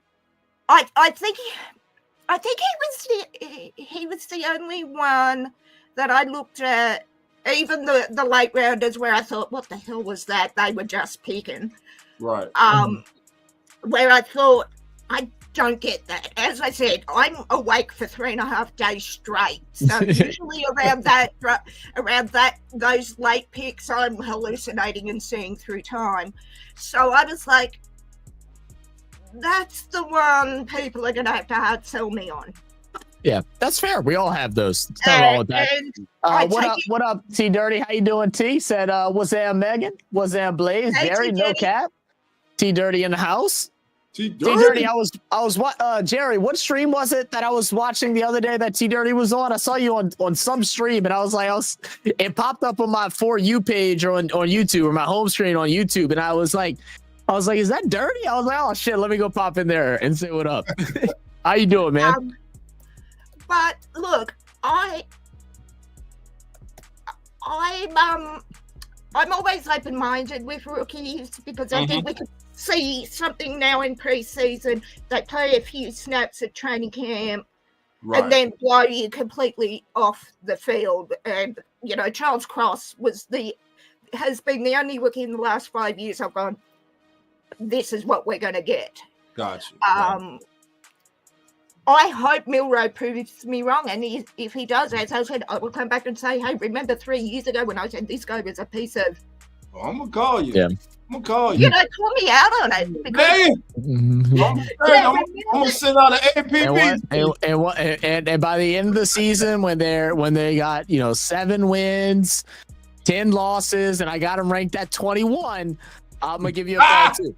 Oh, I'm already holding receipts when I go, hey, listen, idiot, who just won the NFC West again? I know where to find you, don't forget. But, I know. I'm not hard to find, Mac. I'm not hard to find. Yes, I think unfair to Taysom, but probably. Yeah, but if he could be a Taysom Hill that could throw the ball better, that's a fucking draft pick. I mean, that's a home run. That's a home run. Yeah, it's a home run. Look, he does have shoulder issues, which concerns me for a QB. I'll be right back. I don't know, Dolph, to answer, but I love our O-line, love our D. Yeah, I've been very impressed tonight with that offensive line from the opening snap. And no matter who they put back there tonight, they've had lanes to run through. Hell, they've been getting to the second level of the defense before they even got touched. So kudos to the offensive line firing off the ball. And from the looks of it, was that the starting offensive line tonight for the Seahawks? I believe it. Because Sam Darnold was in there, so I'm assuming. Yeah, Sam was starting just for him to get a feel of Lumen. Yeah. Yes, it must have been. I can't. Sorry, Dolph, I'm half asleep, so I can't. I understand. Well, look, Megan, I appreciate you for joining us and informing us about your Seahawks. Thank you for having me. Oh, look, you family. You always welcome. All you gotta do is just pop in anytime. I'm gonna talk shit about your Saints, though. I mean, hey, it's all good. Ain't nothing but love, baby. Ain't nothing but love. But thank you for the support. Yeah, it's going to be a heck of a year. Unfortunately, I'm going away in a few weeks when they play my brother's Cardinals. I'm going to be in Sydney and at a sports bar with, I think, 12 widescreen TVs. Okay. Yeah, so that's going to be fun. But yeah, look, I just really want regular season to start. I mean, preseason, yeah, it's great, but it's August. I'm watching baseball. Half watch. And with the preseason too, what we have to remind ourselves of, you have young men out there who were not high draft charges or not even drafted at all, who are chasing a dream, and so this means everything to them. So they go play their hearts out. And absolutely. That's one thing that I enjoy about the preseason, and I also like that instead of doing 2 cuts during the preseason, last year they went to just 1 cut day. Yeah, I like that. The only problem with that for me, Dolph, is you get when everyone says, right, it's cut day after preseason, that last preseason game ends, and then the few days after, you got everyone flooding the market. I love watching John Schneider, our GM, go, nope. Ooh, right. Ooh. Go down the list. It's kind of like, the Black Friday sales, like everyone floods, and right. then you just watch them go, nope, don't need. Oh, he could be. Oh, damn, the Saints got him. And you watch that. Right. I personally would prefer 1 cut at the end of training camp, middle of preseason, end of preseason, or maybe just 1 at the end of camp. So then they can go onto the market, and if anyone has anything that's in camp, they can they can pick them up, right? They can pick them up or wait. Then I think preseason. Yeah, exactly. And then they've got more of a chance where Exactly. Everyone, as I said, that 1 cut day, everyone's flooding the market. And yes, some will get picked up, undrafted free agents and all of that. And we've had some good luck with them, with our UDFAs. But then what happens to the other guys? You're not even making practice squad, but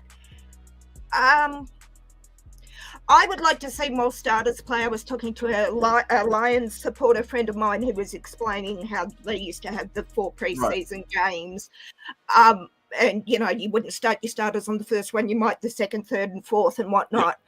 And I like that idea because, yes, you increase the risk of injuries to your starters, granted.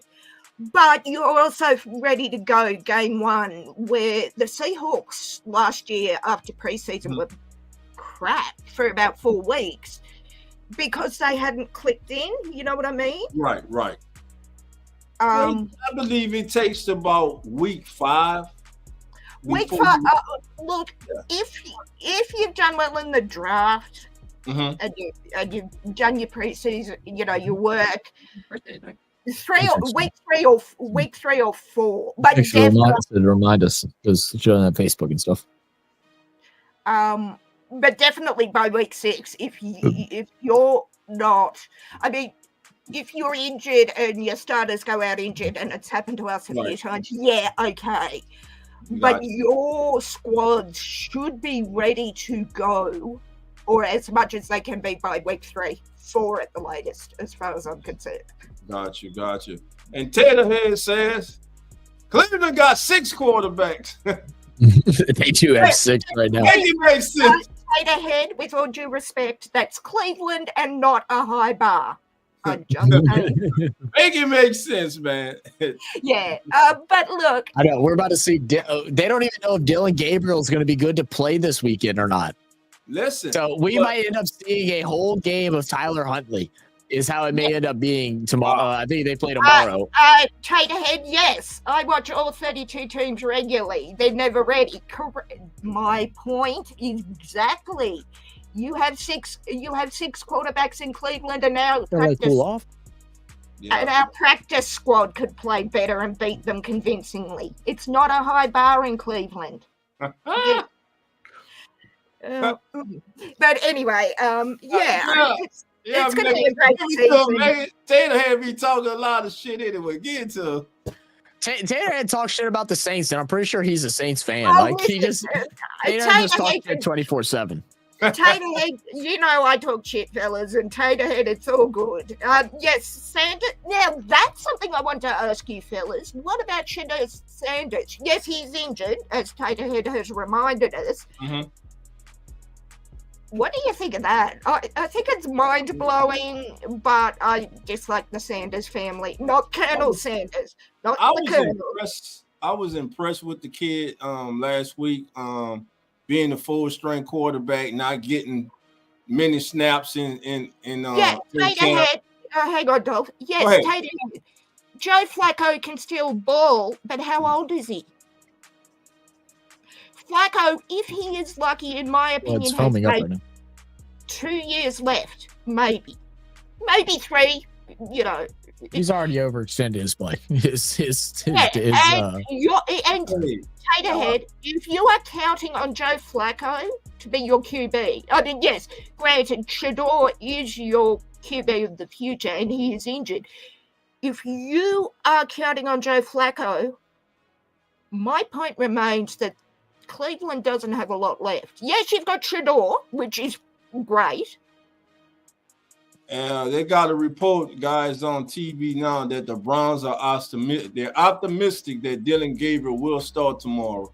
That's kind of big too, man. Because like, if Dylan Gabriel doesn't come out and have a decent game, it's gonna really put some pressure on the Browns. I like Dylan Gabriel. They mark Shador. I like Yes. Dylan Gabriel too. I think if he was 6, I think if You're Dylan not even Gabriel. making the team, bro. I don't think so either, and I don't know if that's the right thing to go about it either. Like, thing is, like Dylan Gabriel right now, I've already said this plenty of times. Dylan Gabriel was 6'2". He probably is the number 1 overall draft pick. I love him coming out. But Shador had a good game in preseason. They still marked him as the 4th string.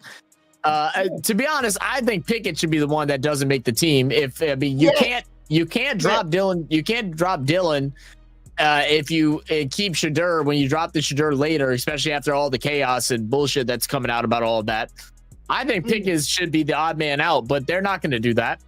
I think Pickett would be hard done by if he was, but yes, Zach, everything you just said, yes. Unfortunately, Kenny's gone. Gabriel, I loved, and I loved what I saw, and I thought for Cleveland, he was a great get for them, and I hope he does well.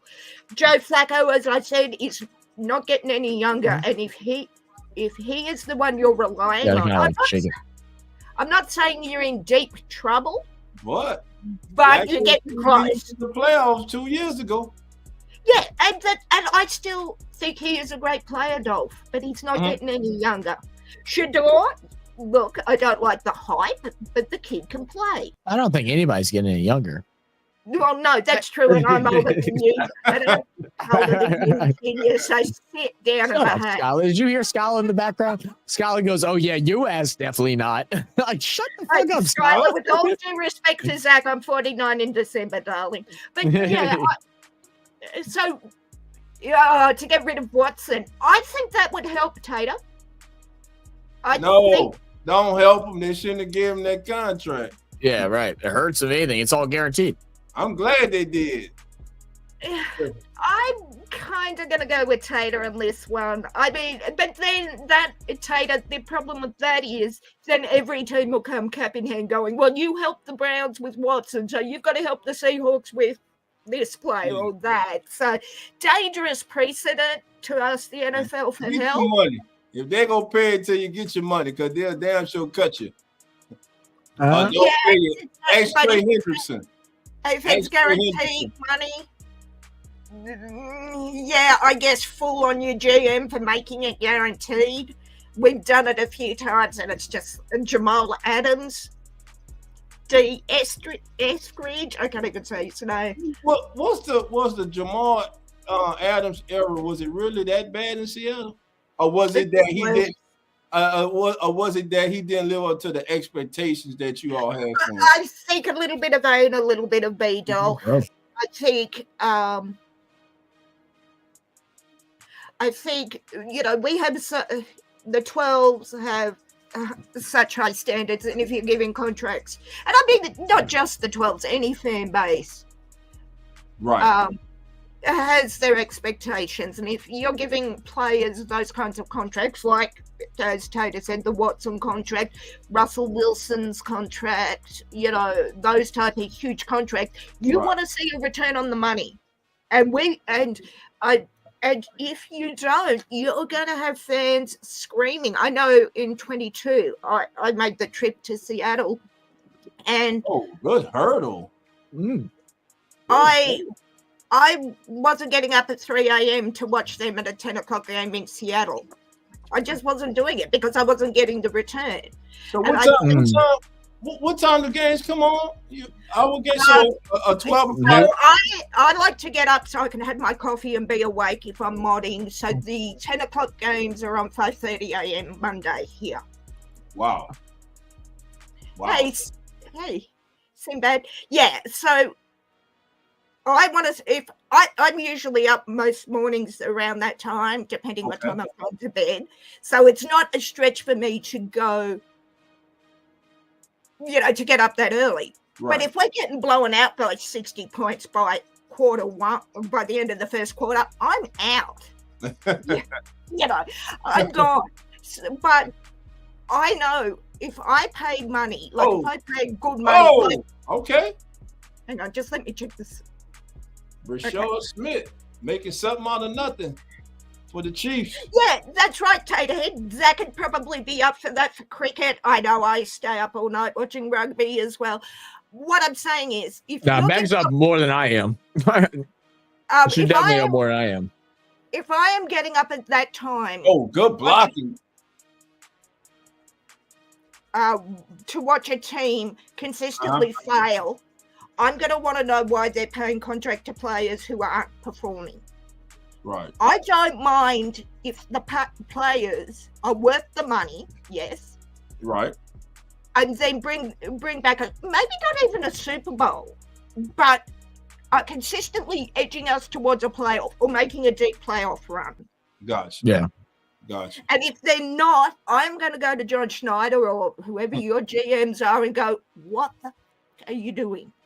We've got all this, we had all this cap space, and now you're blowing it on X this player for what? Hey, it comes down to scouting departments too. I think a lot of times that we don't around the league, we don't hold these scouting departments, the head of scouting and the people under them. We don't hold them accountable enough. Sometimes, GMs have the overall call on it, but they hire out a lot of people to go and do their research to, for different things. Yeah, good point. And the thing is, too, it is hard, bro. A lot of people, you see it every year on Twitter, on social medias, and everything. Man, I told you we should have grabbed that guy. Yeah, I've said it. How many other guys have you said, we should have got him, but he ended up being a bust? Yeah, how many not doing nothing. I screamed at my tablet going, what the hell? X is still here and we've gone for this player. X ends up being a bust. For example, Jalen Carter everyone was saying we have to get Jalen Carter in Seattle. I stood up and went, no. I heard y'all show the other day, Dolph, and I have a lot to say. Ooh. Oh, here we go. Okay, so you got two people. You got Dirty and me pissed off with you, Dolph. What have you been doing? Hey, I don't know, Dirty. Go ahead. Come on. Dirty, the link in the chat. Let me know, baby. Talk to me. 23-10. Yeah, both. As the Chiefs add a field goal, we got 10:47 to go in the third quarter. This is Come On In NFL preseason special. Kansas City Chiefs taking on the Seattle Seahawks, and we're here with Megan, RC12, baby, the mega Seahawk fan. Everybody know Miss Megan, baby. She's in the house spending some time with us, and we appreciate her being with us, dropping knowledge about her Seahawks. And hey, we talking about NFL football too. Megan watches everybody. Back up here in the building, baby. The forklift backing up. See, dirty. What's Sam? Shout out to Big Dog. Shout out to Megan. Shout out to Zach and Zach. You heard me? Dirty. Hey, I'm not talking about I'm mad at you, dog, but I was driving and Coach did make me mad, but because he made a good point. I never thought about it like that. We have good players on the board, and the Saints will pass them up. Coach said they'll have a good player on the board and pick Burger King. And I was like, you know what? We do that. Why don't we get the obvious choice? What are we trying to prove? We don't need you. We can make this guy better than that guy. What are we doing? And I got to thinking, we never going to be good if this team want to keep passing up steak to prove that bologna can be a steak. What are we doing? and Hey, dog. Hey, big dog. I had to pull over, dog. I was so pissed off. I'm like, dude, we had people on the board. We got Peyton Turner. Where he at? In Dallas, hurt again. He in Dallas. He hurt. He's hurt. Yeah. We passed on Lamar Jackson. This quarterback shit couldn't even been happening. Who Davenport. You see what I'm saying? Like Davenport invite in Minnesota, hurt again. Dude, this is a just one thing. You were talking about making steak out of bologna. Just to let you know, I'm actually vegan. So I'm vegan, so I'm stepping away from the steak conversation. But you go ahead, brother. Look, I'm just pissed off on how the Saints. What are they trying to prove by passing up on the obvious people? If you got Andre the Giant right there, why would you pick Rey Mysterio? God damn it, get the obvious guy, dude. Hey, man, Mysterio now, damn. No, I'm just saying. Coach had a point. Coach made so much sense. I never really. But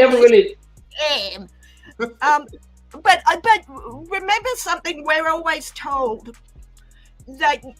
Yeah, I'm like you a lot of times when the Hawks pass up on players, like, okay, why? But don't forget something, and it's something where I'm constantly reminded of on our 12's chats. The scouts don't tell you all of what they've seen or not seen with players. Mm-hmm. The scouts see more than we do. Like Charles Cross. Man, I ain't got time for that. I ain't got time for that sensible shit. The Saints be passed up on good players, and they prove that good players. We just pass up on them. And coach had a point, and I'm pissed off at that, man. Coach was on his oatmeal that day. He was getting quiz answers right. Coach was getting quiz answers right. Coach put raisins and bananas in that oatmeal. Yeah, listen. I miss Coach making sense. So I need to know. But see, Megan, you gotta understand. It's like in gang politics. It's this Saints business. So you gotta understand what I'm saying. The Seahawks don't do this. The Saints do this. The Seahawks will get who they're supposed to get. The Saints will get somebody. Not always. It's like we're better than this. We can get this guy and turn into that, and it don't work out. And we sit back looking like we need wide receivers right now. And I don't know what we're thinking. Like that. Okay, I'm a positive. I do love my team. Die-hard Saints fan. Not gonna lie, but this is what bothers me. They know what happened last year with the wide receivers when they started getting chopped off. So you think you got to put in your head, Chris Lolly touch concussion. We got little guys. We got little mighty men running around. They fast, but we need a possession receiver. I don't know what the tight end room looks like. I can't even talk trash because I don't know what's going on. Look, we don't know who the quarterback is. Yeah, that's another thing. But the main thing is the tight end and wide receiver. And if they didn't learn their lesson, if you're gonna pick these Piggly Wiggly dudes instead of the top notch guys, you gotta make sure they stay healthy. Like look, they was already saying that Bud Means gonna be the next guy. He by any means he can't even stay healthy. I'm so sick of these guys coming in and the Saints are, like Dog said, it's the scouting. They picking these guys. Like, why we can't just go? If we on a Mercedes-Benz parking lot, why we gotta look across the street and get a Toyota? Pick a goddamn Mercedes and let's get up out of here. What are y'all doing? And it's getting frustrating. Like we not gonna be nothing. We gonna be mediocre if we don't just get what we need to get, dog. That's pissing me off. I get it. And there were years when the Seahawks, like, you look at them and go, what are we doing here? But but after Russ, y'all kept trying to get quarterback. Like Dog said, we need to get quarterback. They knew Drew Brees had a quarterback. They knew Drew Brees had a bum arm, and they was hell bent on getting another quarterback. Like, what are you doing? Like, you should have been. Look, Brees, I love you. You did us a thing, but you got. It's time to. They always say it's better to let this guy go before too soon, before it's too late. Jacoby, you're right though, Megan. He's really looking good right now. When you gotta bring in Taysom Hill and take Drew Brees out, you knew it was a problem then. Why didn't you address that? And like Dolph said, he saw this shit. But the Saints be like, oh, we good. Come on.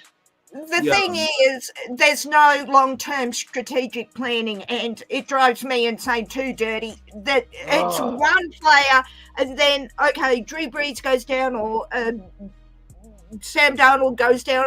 Oh, shit. What do we do now? And you go to the free agent market. No, I'm saying we were playing hokey pokey. Yeah. Everybody, no, what I'm saying is the defense knew what we were going to do when they took Brees out. Sorry. I said so the ball's and they put Taysom Hill in. The ball's going to go deep. You know why? Because Drew Brees got an udon noodle arm, and they knew it, but they like, we're going to wait. We had that a couple of years ago. It pisses me off that they're not doing what they need to do, and then you got money, and you got extra money, and you're going to get these goddamn players we never heard of. I was going to get a transaction alert. They picked up goddamn hot dog boy up from the corner of the hot dog stand. Who the fuck is that? I got him at McDonald's. Come on, man. I'm trying to get frustrated, but look, I do believe in Kellen Moore. It's just the players we get like. What is it like? What the hell are you doing, bro? All I can say, I'm gonna say this: let Kellen Moore work, bro. You know, I believe in Kellen. No, I believe in Kellen Moore. It's just that conversation that Jude, Coach, and Zach had. It frustrated me because that has to do with administration, bro. Yeah, exactly. I never thought about Big Dog. Hey, Dog, I never thought about it until y'all brought it to the front stage. And I was like, they right. We pass up. And Coach said it. Coach made it so clear. You pass up on such to get Burger King. Let's we do that. Why do we do that instead of getting the obvious guy who's gonna make an impact? And I got a little mad. I had to pull over, dog. Like, I can see me, Daddy, getting out of the car, slamming the door, going, God damn it. Hey, I had to pull over, brother. I was getting mad. I wasn't getting mad. Hey, the truth hurts. Yeah. No, bad look, man. Daddy, I hear it because we had so. Just stop. Be 31 from the one. Watching the I'm 6 months younger than the Seahawks, so I didn't watch them in the early days, but watching them in the 80s and the early 90s, even the early 2000s, you're singing to the choir, brother, because that was they were our moves. It's different because I didn't understand football back then. I played it. I didn't understand football, so I played in the 12th grade. Then I really understood it. I just played it because my brother played it, and he wanted to, he wanted me to play football. I didn't understand it then. That's when like I said, in the 90s, I became a Saints fan in the 90s, so I saw Aaron Brooks. I'm only a relatively recent. Yeah, I didn't understand it until I started playing it, and I was like, but I'm saying if you got Frosted Flakes over here, don't pick a Frosted Flake knockoff. Get the Frosted Flakes. Yeah, get the real deal. Yeah. Damn. What are we doing? Are we trying to win? And I'm tired of hearing people saying we gonna tank for goddamn Arch Manning. We don't know if this guy can be good. He ain't coming out nowhere. He's not coming out. Why are you trying to tank for this dude, bro? We had that for the last 2 years. He's not coming out. Take it for Arch. No, we're not. That boy ain't coming out. You heard me? Look, he in there. He in there with Coach eating oatmeal. Listen, the kid comes from money. Texas paying him money. What are you coming out Exactly. He ain't rushing to come out. And you got Saints saying like we gonna get ours. Like what? You don't even know what he can do. Hold on, you gotta realize some people. Me and Dolph talked about this the other day off stream. Motherfuckers would just want to be ignorant and stay ignorant because Archie Manning comes out and said this dude's not coming out next year. Exactly, he said on the radio. And everybody underneath the comment section said, "Yeah, I'll believe it when I see it." Big Dog made another point. Dog said we was whining and crying and bitching about a rebuild. Now the rebuild is here. Now what y'all crying about? This rebuild don't happen that quick. Why are we so bad? Why don't we have wide receivers? Why don't we have We had a rebuild. We had a rebuild when Russell Wilson and Pete Dog, I knew what I was asking for because I done seen the team look like a bowl of grits, cold bowl of grits. I know what I'm asking for. They don't know what they're asking for. It starts off slow. Wait till week 1. If we lose week 1, it gonna be those same people gonna be jumping on everybody's chat talking about, man, they suck. Kellen Moore suck. Yeah. Dude. And look, imagine being a Saints fan. Look, imagine being a Saints fan since the 90s, and then 2006, you like, whoa, what is this? You know what I'm saying? Like, I'm like, shit, it's like every day, all right, here we go. Same old Saints. SOS, same old Saints. Zach, who have you got week 1? Cardinals. Hey? Cardinals. Arizona. Okay, can you please smash the Cardinals for me? That's my brother's favorite team, and I effing hate them. So can you just one week let it be the Cardinals? I always say this. You're not gonna know what your team looks like to probably week 4 or 5. What up, Hood? Zach's co-host. Week 4 or 5. That's what you're gonna. You know what I'm saying? About being a Raiders fan. Look, this is the thing. Like you said, everybody begging for a rebuild, and then they complain that we don't have a wide receiver, we don't have this, we don't have that.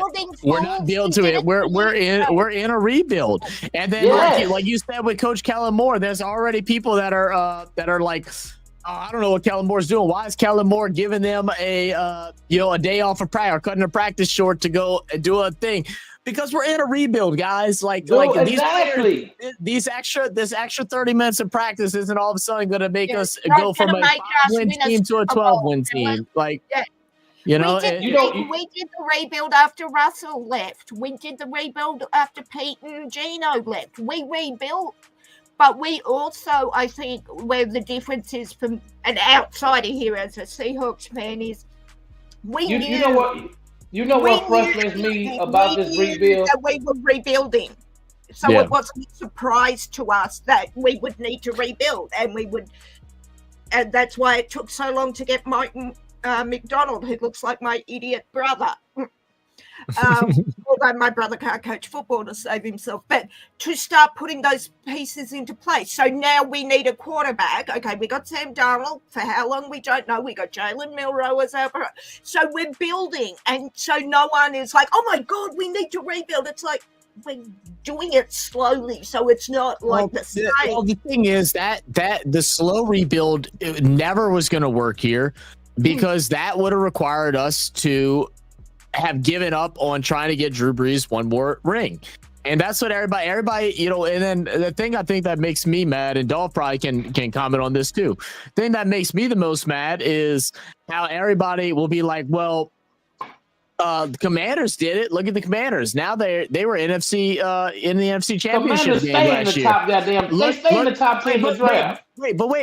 But that's what I'm saying. But everybody's like, oh, it just magically happened with the Commanders. No, it didn't. It took years. It took years. You know what it is, Zach? You know what it is, Zach? You know what it is? We have a mixture of loyal Saints fans and fair weather bandwagon Saints fans, and that's the problem. These fair weather fans, they want to come in and they think they just gonna see winning their whole life. Life ain't about you don't win for your whole life. You have downs, you have ups. These are the same fans that we suck, they gone when we lose. Right. When we do good, they come back with all they saints gear on. Like, come on, dude.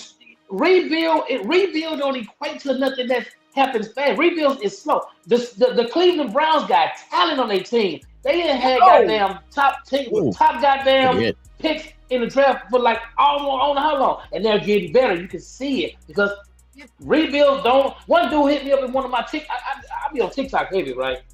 Dude hit me up on TikTok was like, well, how many years did it take to rebuild? We've been rebuilding since no, we wasn't rebuilding. We was patching and pasting. That was making Newman's dumbass want to try to recreate 2009. You can't do that. You got to turn the whole page. Don't put a bookmark in it. And that was Coach lit a fire, goddammit. I ain't gonna eat no oatmeal, but Coach lit a goddamn fire. No, and that's what I'm saying. There you go.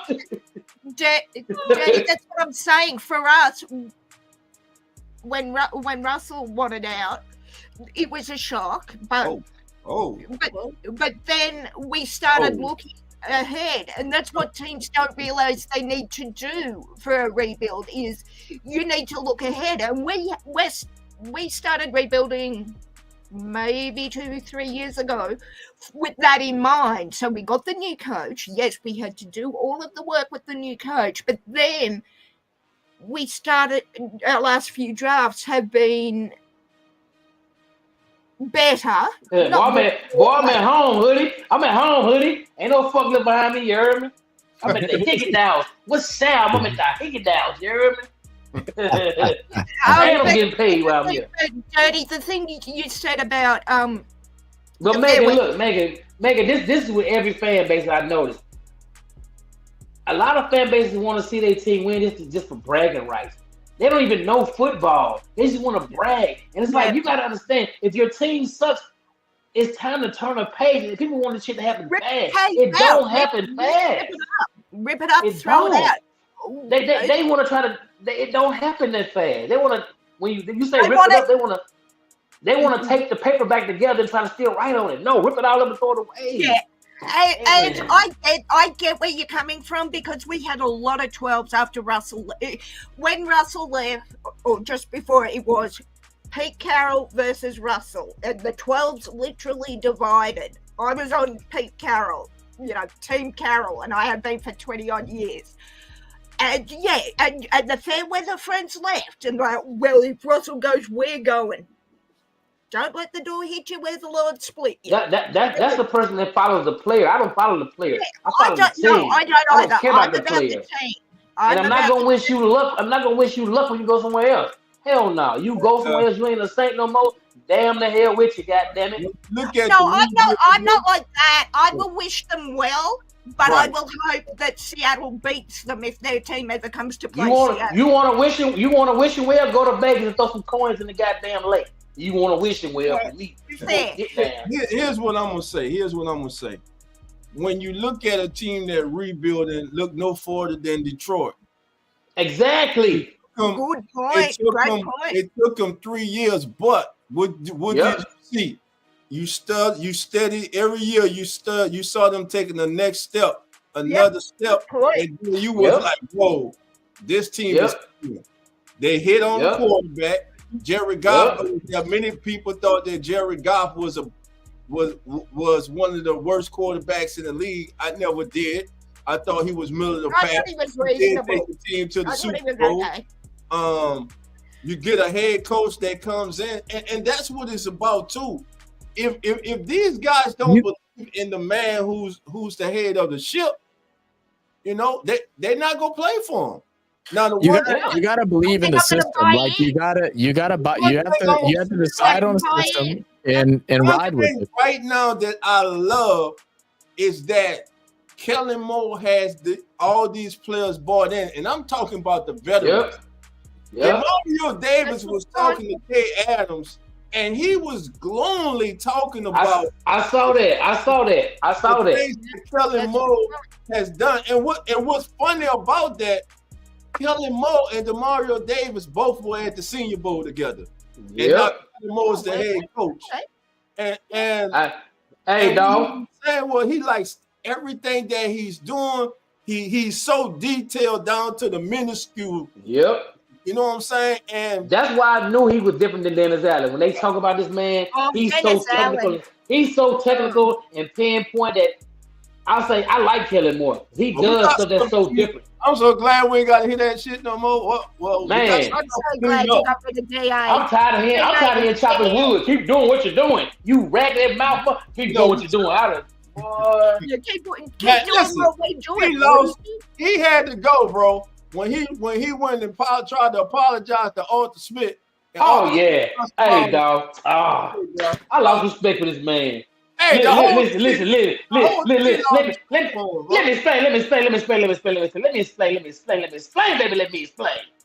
I said, man, we don't never apologize to these old ragged ass Falcons. Are you crazy? Let me explain to you. Let me explain to you what had happened was. Let me explain this. Man, you don't get your ruckus.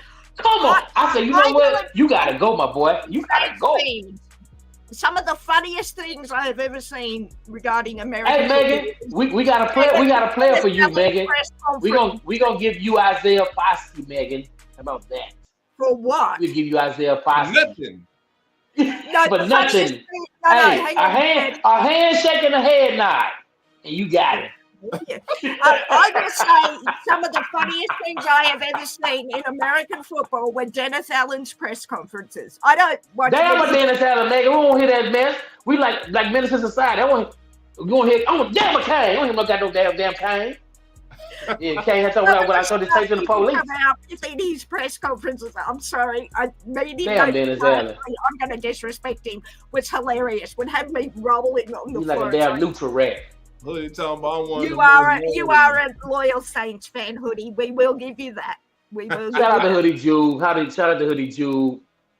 Yeah, but that's the biggest problem is just you have some Saints fans that want things to happen overnight and it don't work. They're not going to. We've got them in the 12. They want it like this, and it's not. They frustrate me. I ain't gonna lie. I'm one of the people saying that. Hell, why not us? Why not? But the thing is, once it starts picking up, I guarantee you we will notice. We will see it. That's two reasons why not. Wide receiver and tight end, exactly. Hey,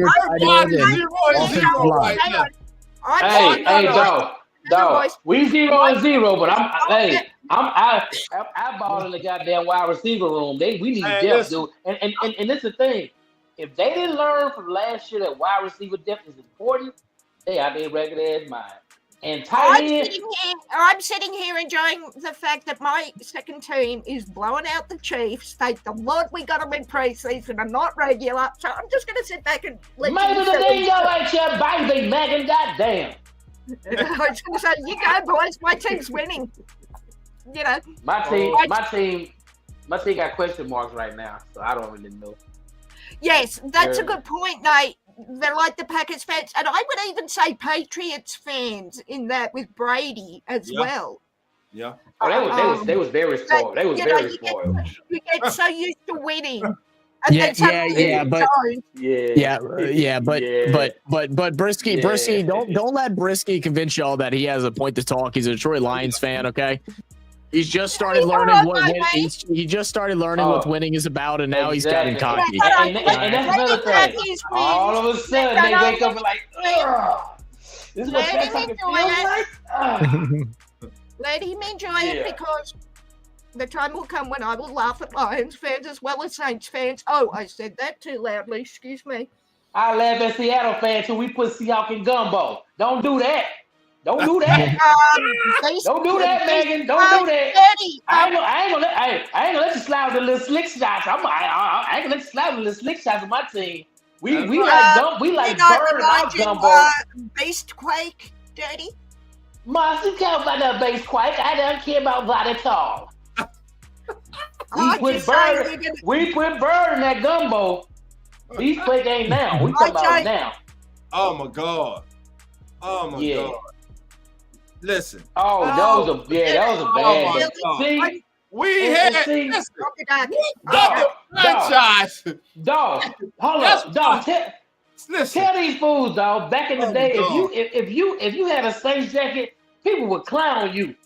Man, listen. That's how bad we was. We had a Billy Joe Hobart and a Billy Joe Toliver. We had two damn Billy Joes that were worth absolutely nothing. Yeah. Listen, like you said earlier, man, it's these fair weather fans, bro. Yep. They don't understand. They haven't been through the rough years. The roughest year, they just saw the rough years. In the 79 season, and then the 5 and 12 Boy, season. That ain't nothing.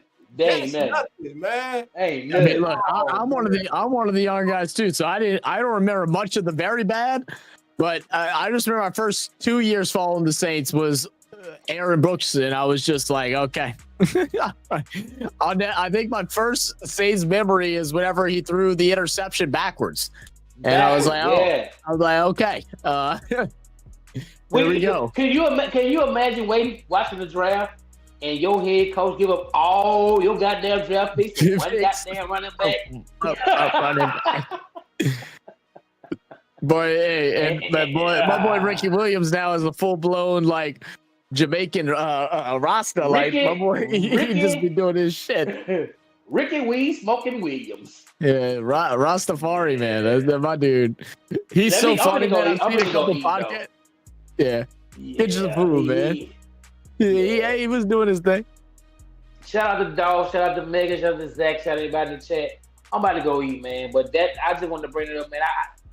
Coach got me mad. And when Coach said he gonna piss people off, I thought he meant like what he said is gonna piss people off when he talking bad about these things. But Coach made a point that pissed me off because he was right. He was true. And I was like, damn, he's right. I mean, I thought about it too. We passed on players like maybe they see stuff we don't see. But get the obvious, and we don't get the obvious. And I was like, you know what? I was pissed. I had to pull over. I was pissed off. If we were to really boil everything down to why this team is struggling like it is and has through the last 4 or 5 years, it's us wanting to get Drew another Super Bowl, and you have to take it. You have to take it as one way or another, right? Like if we would have this exact same scenario again, right?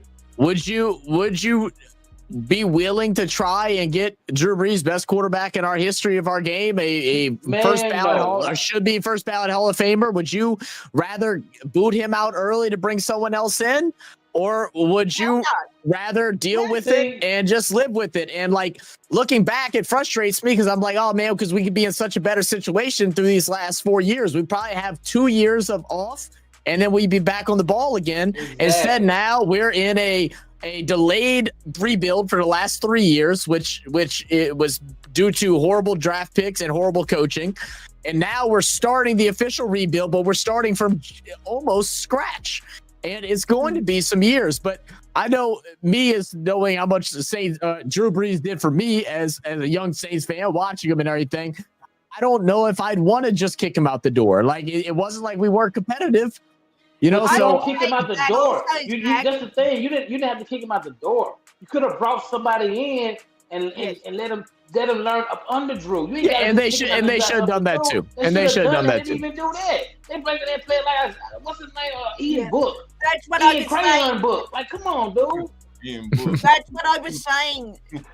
That there's no advanced planning. Like we've got Milrose. We're benching him for 2 years behind whoever the hell our first. See, but that's the thing though. Russell went and played somewhere else. So if we do that, Breeze probably goes and plays somewhere else.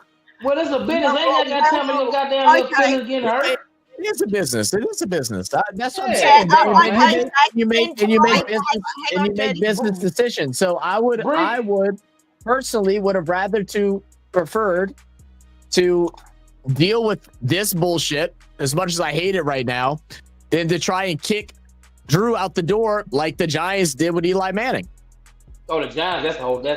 That's nothing like it. Yeah, that's something different. It ain't like it's not because if we only got 4 wins going into week 10, and we got a second-year quarterback that we drafted high, first, second, third round, or something like that. You said if. I don't remember what our records were, but I'm sure there was a moment where we weren't winning, where we weren't in the winning category, and then we benched Drew to bring in this young guy. I wouldn't want that. But you said if that didn't happen to us, the Giants did some foul. They benched him like you trash. Drew was just his arm was in decline. They were bringing in Taysom Hill to throw the deep ball. They didn't bench Drew. That's why I said the Giants did something different. They said, sit your ass down. I don't give a damn if your last name is, man. Sit your ass down. Let me ask y'all this: what fault? How much of blame does Drew Brees get in this? I know you like giving him blame. I'm not giving him no blame because he brought us the Super Bowl and some of the best years of our history of our game. So I'm not. I'm not. I don't care. I'm not gonna say I don't give him a lot of blame. I give him a little blame because a lot of times Drew Brees would see us be behind it, and he would try his best to kind of throw stuff that's impossible. Like Brees, you're not God. Just let the shit. You're doing too much. I know, and that's what I'm saying. I've had these conversations before, and I know. Like, do I think Drew should have that Rams game? Should Drew not try to be like your boy from Rocky and try to fight your big Russian motherfucker, knowing that he's too old? Yeah, he probably should have fucking threw in the towel and called it a day and let the next man come up.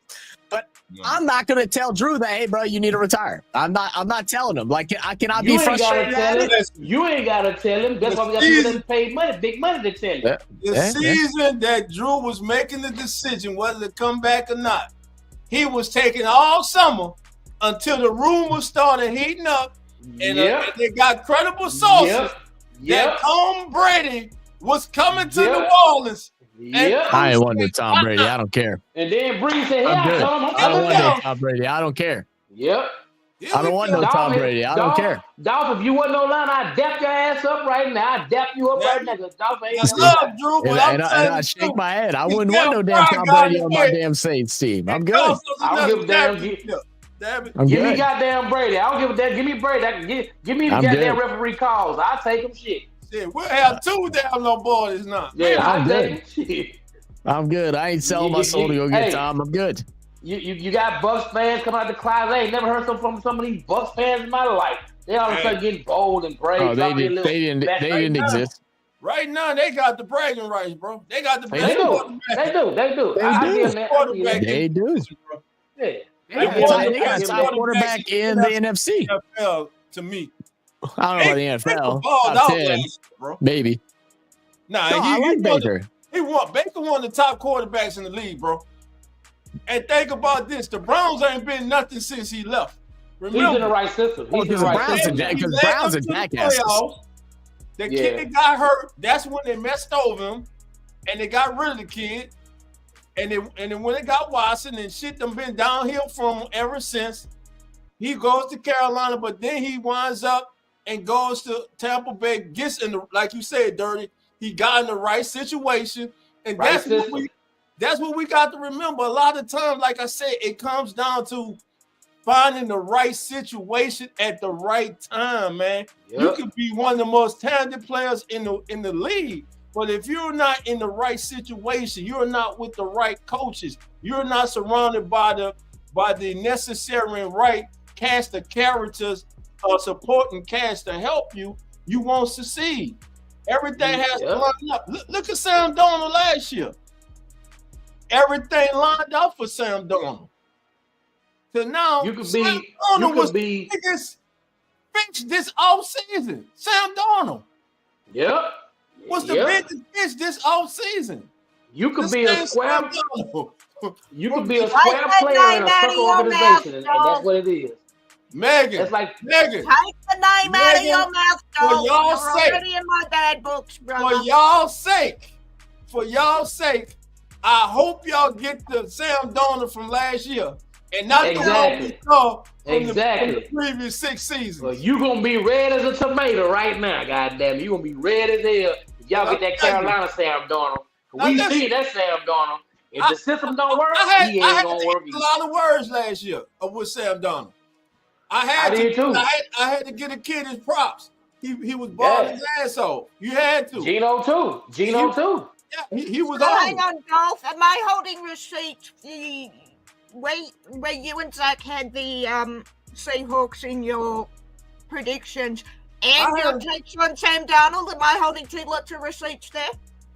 Yeah, hold on receipts with Sam Darnold. I'm pretty sure I'm gonna cash in on that receipt. You gotta show me. Yeah. Hey, I'm already cashing. Exactly. Hey, sweetie, I'm already cashing in on your friggin' predictions. I'm telling you, everything lined up for him last year. Though. I'm gonna go. Hey, I'm gonna go. This boy says I don't know what he's doing, stomping on the ceiling. I'm gonna go with some. I'll be back. I'm gone. Hey, this boy no damn way gonna be. Who there for life? But ain't no play. I'll be. All right. Take care, Dirty. Good to what you doing? All right, later, T. Little T Dirty upstairs acting a fool. Always. Love that man. Then small doses. That's my guy. I love him, man. I love him. Love Dirty. Always when I see him in the chat, I know it's going to be interesting. Very talented too, man. He does designs. He's very talented, man. Oh man, Kenny says thanks, Drew. Yeah, I think thanks, Drew. Yeah, absolutely. Give him his props. He was brilliant for you guys. Yeah. But what I'm saying is, some people ain't like he walked on water, couldn't do no wrong. Well, I didn't say that his initials were JC. Zach, I refuse. I refuse to say it, though. I know it. I refuse to say anything bad about him. That man bought us Lamborghini. And listen, I'm the same way about I'm going to tell you, Tracy Porter bought us that damn Lamborghini, damn it. Tracy Porter bought us that Lamborghini. NFC Championship game. Sorry, guys. I'm grinning because we're 20 points up. Okay, my homie and Kelsey and Mr. Swift aren't playing. That's right. The more I hear Dolph talk is the more that I believe that the Dallas Cowboys are his first team. That's all I'm figuring out. Oh, you didn't know that? Samuel, you're saying our coach is bad when we're blowing you out by 20. I don't even know who Samuel's a fan of. I think he's just talking shit. He said go. Go. What up, Samuel? Man, Samuel fan of the NFL, baby.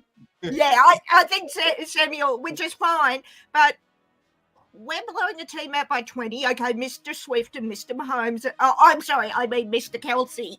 No, I had it right. Are not playing. So yes, granted that we may not be the best, but didn't you say go Chiefs? Yeah, I saw that earlier. He did. It's all good, Samuel. Sorry, I'm chewing on crackers. I'm sorry, I'm trying not to chew. Y'all thoughts on Saints fans giving up on Rattler? I think it's unfair this early. I think it is a prisoner of the moment, man. That's all it is. Wait till Sunday. Listen, if roles are reversed, if Rattler goes out and have a good game Sunday, and Shuck struggles, those same people go switch to Rattler. Saints fans change like the weather, bro. Saints fans change like the weather. It's hilarious. After every practice, after every game, after every whatever, every social media post, they change like the weather. Like I say, I'm glad. What I'm happy about, and listen, this is the we are covering the Chiefs and the Seahawks. Seahawks are up 30-10, and we got 11 minutes and 20 seconds and counting. Seahawks with the ball at the 44-yard line, 46-yard line. Another run. Oh, great breaking tackles. Seahawks just been running the ball. Not Anthony Titus third. He must be the sixth running back on the roster. The Seahawks are using about 6 running backs tonight. This is crazy. Who is that, Dolph? Who is the sixth? Did you say? Sorry. Anthony Titus the third, number 35 for you guys. I have no idea. For 20 yards tonight, he's the one he's deep in your depth chart. Run. The running game for you guys tonight, Megan, has been awesome. Right now, but like I said, Dolph, I'm worried about the regular season. Yeah, 244 yards rushing tonight. That's insane. Regular preseason. That's insane. Hoodie, I think it's to answer your question, Hoodie, in your super chat while I try to. Oh yeah, like I say, Hoodie. Sorry, Dolph, you got off track, dude. Yeah, when you think about it, Hoodie, like again, I like both the young quarterbacks, and the thing is, the competition is close. Yeah. I would have a problem if one of the quarterbacks would just head and heels just above the other quarterback. But both of these young men are battling because they are talented. And here's where I'm going with this. Spencer started out camp with the lead because that experience he gained last year from the 6 games he played last year in the league. Tyler comes in as a rookie who has to adjust to the NFL way of life. It took them a couple weeks to start adjusting, but once the game slowed down for him, which you can tell, he started to play better. He started to demonstrate all the traits that the Saints and others saw in him during the draft process. Now, a lot of people were disappointed when the Saints selected him because they wanted who they wanted. We know who they wanted. Most of them wanted.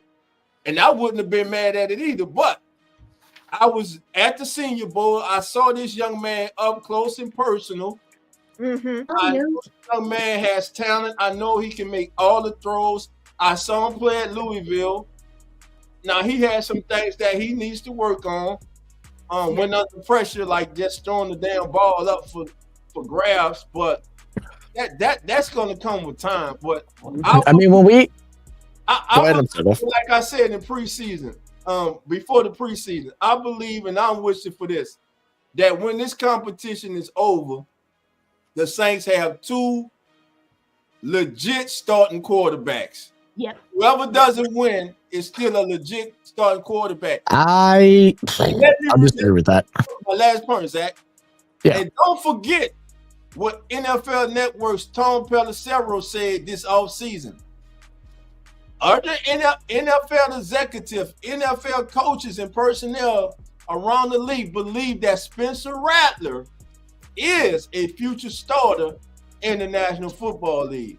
And listen, the kid went 7 of 11, and you'll think that he threw 4-5 interceptions in the game. You know? So I mean, you know, like you said, Zach, you know, fair weather fans, change. I don't even think. I'm sorry, Meg. Let me go on my rant now. Yeah, I don't think it has anything to do with fair weather fans as much as it has to do with what we talked about earlier. Mm-hmm. I'm rooting against. I'm cheering against this person. I'm hoping this person does bad. That way, my opinion on my player is right. Instead of if both of them do good, then like you said, we got 2 legitimate quarterbacks. Right now, I don't think we have a single legitimate quarterback on our squad. They're both young. They both make several mistakes. I don't think either of them are legitimate. What have either of them done to make them legitimate quarterbacks? Rattler is 0-7. I don't care if he didn't play with starters or whatnot. He's 0-7. You tell me you couldn't grab 1 win. I don't care about that. Now, as far as evaluating him over Shuck or Shuck over him because of the 0-7, no, that's not fair. I think they're both illegitimate. I don't think we know what we have yet. And I mean, and I think that's just, and I honestly just think that's the bare bones truth of it. We don't know yet. Can they both possibly be? Yeah, sure. I mean, like I actually got a reaction. I got a reaction coming out. I'm probably going to try and post it. Tomorrow. I'm going to try to edit it up tomorrow morning and then post it tomorrow night. Where I look back at some of the highlights from Spencer Rattler. Obviously, this isn't his lowlights because he had a lot of those too. But went through it and I saw it.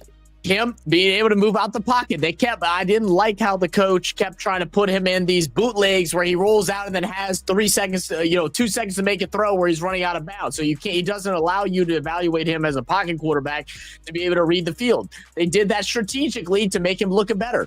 I didn't like that, but he also had a lot of good contested throws that had to get put into small pockets, small windows for touchdowns. We saw him throw the deep ball.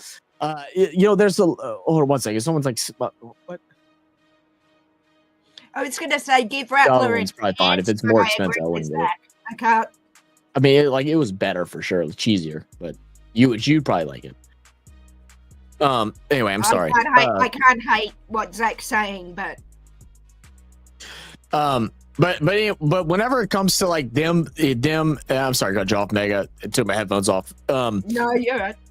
So my whole thing is being on the just totally off on Rattler after a preseason game 1 where the only frustrating thing for me was that he didn't lead a scoring drive. He was in the red zone, but that wasn't because of something that he did. But I also don't blame him with those, like his 3rd and 4th possession, I think it was, because that offensive line, they brought in these other guys and he was getting pressured and swapped immediately. So that was a hard thing to judge. And the offensive line looked a lot better because they switched the 2 right tackle, right guard. They switched them over to the left side and swapped, and the line looked a lot better after that. Man.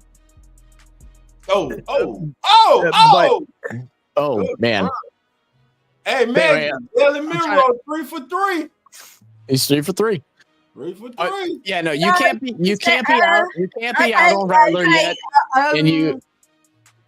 Yeah, I did say I'm keeping an open mind. Go Sam Darnold, fight on USC. That's all I'm saying. Yeah. But I'm sorry. Why I've gone off camera is because I'm. What's up, Bert? No problem. My favorite soccer team. Man, when I was younger, I liked Arsenal. Man United always. Red Devils for life. Red Devils. Manchester United. Bad play, bad pass. Oh God, bad pass. Jesus Christ. He put it there. That's a touchdown. He misses the simple ones, man. Who's that, Milroy? Yeah. Yeah, and we're surprised why we're sitting in for 2 years at least. I stand corrected and stand tall, boys. There you go. But no, I don't like. I mean, I guess to recap all the rambling I did. I don't like the fact that people are out on Rattler already. I think a lot of people are upset because it's like you're expected to be the starter of our team, and you come out there and you don't have Olave, you don't have Shahi, you don't have AK, but neither did Chuck. And you didn't come out and create a scoring drive. I don't even know if did he get past the 50. I think maybe once. Like, those are the things that are my concern. And I think a lot of people had high hopes for him to go out there and win the job week 1 because that's how he was acting and how he was talking and how he was performing in training camp. And then it came to the preseason game and he disappeared. He went 7-11, but it was the quietest 7-11 that I've ever watched in football. Now I'm going to play devil's advocate. Yeah, let's do it. Let's do it. Who the personnel that Shuck was going up against was not the same personnel that Spencer Rattler was going up against. It was not. Okay. Yeah, absolutely. No, it was lesser. It was lesser. So now he did throw a pick 6, but like we said during the stream, I wanted to see him at that time after throwing. That's one as a quarterback. That's one of the most hurtful things you can do. Throw a pick 6, you know. Yeah. And then I wanted to see when he came back, how would he respond? The kid responded well. Hell, he came back, found Tipton for a 54-yard touchdown. Yeah, and like we all talk about the touchdown, but he also was 3 completions before that.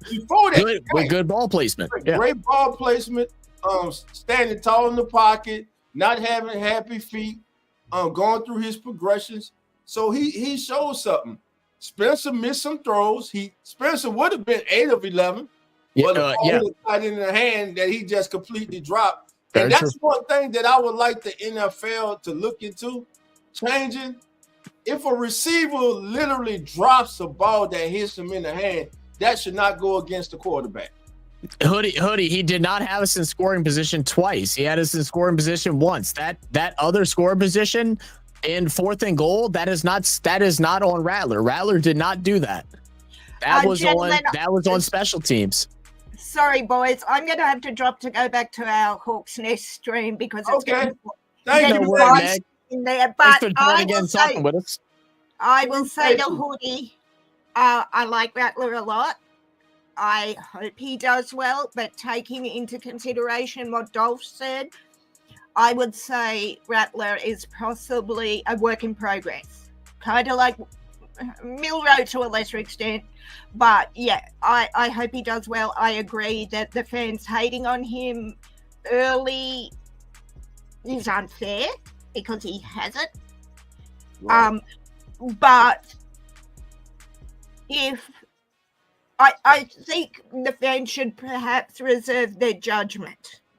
And if they still feel the same way, okay, let him have a chance. And thanks, subscribe, Joseph.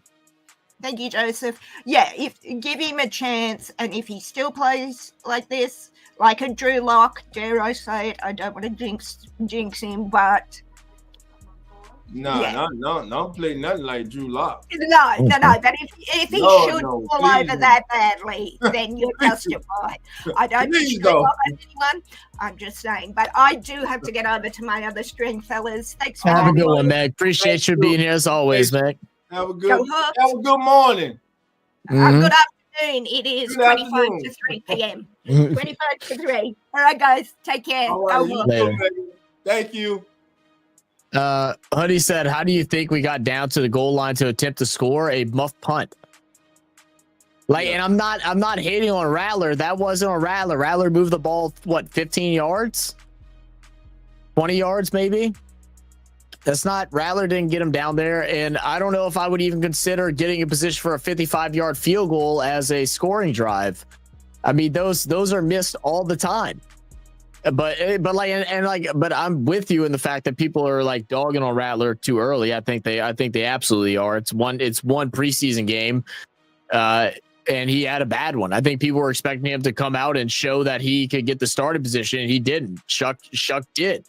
Yes, 11 passes compared to 22. A lot of that has to do with 2-minute drive. I mean, I think that 2-minute drive that Shuck led, that helps quarterbacks. 2-minute drives help quarterbacks because it's first read option. Snap the ball hut, is quick passes, is timing routes, boom, boom, and that's how you move up the field. Did you realize Smith and Nigba had 100 receptions last year? Yes, Jack Smith was the best slot receiver last year. Man, I knew he had like a good season, but I didn't realize he caught 100 damn passes. That's why they moved on from DK Metcalf and Tyler Lockett. They say he's the future. He was ready. the top. He's ready now. He was the top ranked slot wide receiver in the league last year. Right. And this is Come On In NFL. This is the preseason special. It's a blowout. It's 33-10. It's been all Seahawks from the opening kickoff. And right now we got 6 minutes and 13 seconds to go in the contest. Seahawks will win. My mom cooking. It smells like cinnamon rolls. And improve to you smell that? In the season. All right, there you go. Oh, it is bacon. That's the link. All right, Zach put it in too. We got it in a couple times. Thank everybody for being here. As right now, let's go over some numbers. Gardner Minshew started the evening for Kansas City. He finished 7-9 for 70 yards. Sam Darnold started for the Seahawks. He was 4-4 for 34 yards. He was replaced by Drew Lock, who had a good night. Drew Lock goes 10-12 for 129 yards, 2 touchdowns, and a 151 QB rating. Now, running the ball tonight, Seattle has rushed the ball, family, 42 times for 257 yards. They had 119 rushing yards at the end of the first quarter. They tonight are averaging 6 yards per carry. As for the Chiefs, they ran the ball just 15 times tonight for 58 yards. And passing wise, they're 14-20. They're 14-20 for 88 yards. So just an all-around bad performance tonight by the Kansas City Chiefs. And the Seattle Seahawks looking real good at home. It's going to be a punt 20-25 up to the 29-yard line. And Seattle will take over. Jalen Miro will come back out to lead the way for the Seahawks. Thanks for updating us, B. Just led him to a field goal on previous drive. Would have had a touchdown on a better throw. He had his fullback in the flat and just missed him on bad ball placement. And that's one of the things that many people said about Jalen Miro. His ball. Did you? Damn, what down are you seeing right now? It's 1st and 10. Oh, okay. All right, let's see. Miro, you must have seen a replay. Was you on 2nd down? No, well, I'm on 1st now, but you were talking about something. I was like, I didn't see him snap the ball. All right, but let's bring Hoodie on, man. Oh, Hoodie. Oh, there you go. What up, Hood? What up, Hoodie?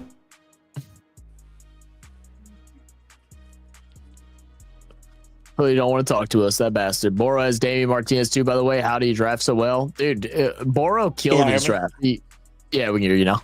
Yeah, we can hear you. Okay. What up, Hoodie? I'm doing it from my phone, so I'm not doing it from my, computer. So yeah. So y'all can hear me good. But yeah, just to touch off of what we were talking about earlier, I don't give a damn if somebody points it, into the other side of the field and we get a fumble and it's on a 30-yard line, 20-yard line. If he's gonna get me to the red zone and he had a chance to score, but he decided to run out of shotgun formation, he had us in scoring position. He could have just went 3 and out and got a field goal. And I wouldn't count for nothing if he didn't move the ball, right? But Hoodie, he didn't though. That's the thing. He didn't. He did. How did he move the ball if we punted it? What you mean we punted it? I'm talking about when we got to the red zone. That's yes, how we got into the red zone. We got the ball. We punted the ball and it got fumbled. Not at the 2-yard line. So he moved up 15, 20 yards. That's what I'm saying. He still moved the chains. He still got to the score, and he could have actually scored a touchdown. But he didn't drive. He didn't drive the ball up the field. Like that really doesn't. That doesn't consider like a scoring drive for Rattler. Whenever the punter and the fumble did 50% of the work, 70% of the work. Well, he can't do nothing about that. The dude fumbled, bro, but he still moved it 15, 20 yards to get it down to the 2-yard line. So he's still moving the ball. He could have just went 3 and out, right? And then nobody would got credit for him. He'd be like, well, he didn't do shit. So then so that's like saying, okay, we're down at our own 20. He moves it up to the 35.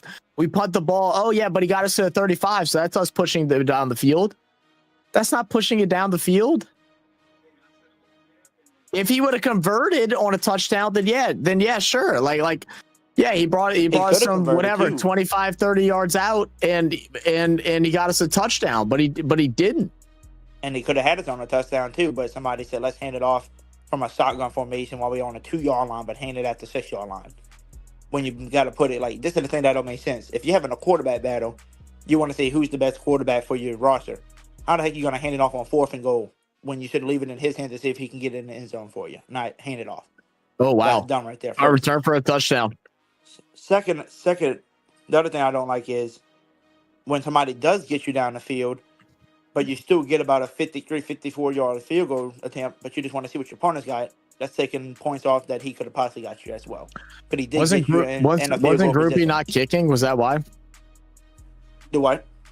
Was Groupie not kicking that game? I mean, I don't know why they didn't get the field goal there either. Him and Smith took a chance. What they said was they were trying to see what the punters was going to be doing since we don't have. Because they're trying 2 new punters. I'm like, so it's not 2 new punters. It's the rookie. It's the rookie punter, and then the guy we just picked up a couple weeks ago. So I mean, I mean that's just how preseason works. But even leading a drive to the 40-yard line for a 55-yard kick, are we really moving the goalposts of what a scoring drive is like? Like it's not like you got to the 30 for a 45. It's still a 55-yard kick, which is probably made 60% of the time. But you got to realize, if a dude could have went 9 for 11, could have had 2 drops as well, and people just trying to draw it off like it was nothing. 9 for 11 with no starter still, and then you'd be like, well, Tyler Shucks did good. He drew a touchdown pass. He actually got him in scoring position to get a field goal right before half. Well, yeah, they were playing prevent defense over there. They didn't care. Yeah. That's how everybody does in 2-minute defense. Everybody's gonna make it down the field. Yeah, I said that. So that was, what I'm saying, that's easy. And then what happened? Comes back out in the second half, throws a pick 6. But the one thing I liked about it, at least he didn't give up and he went back and scored a touchdown on the next drive.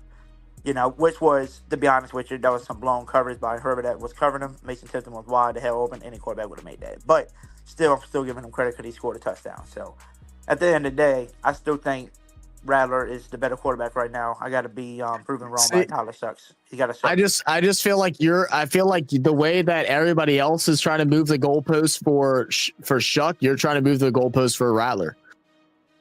I ain't moving no post for Rattler. I'm just giving the obvious. I mean, did he throw a pick? No. Did he throw a pick 6? No.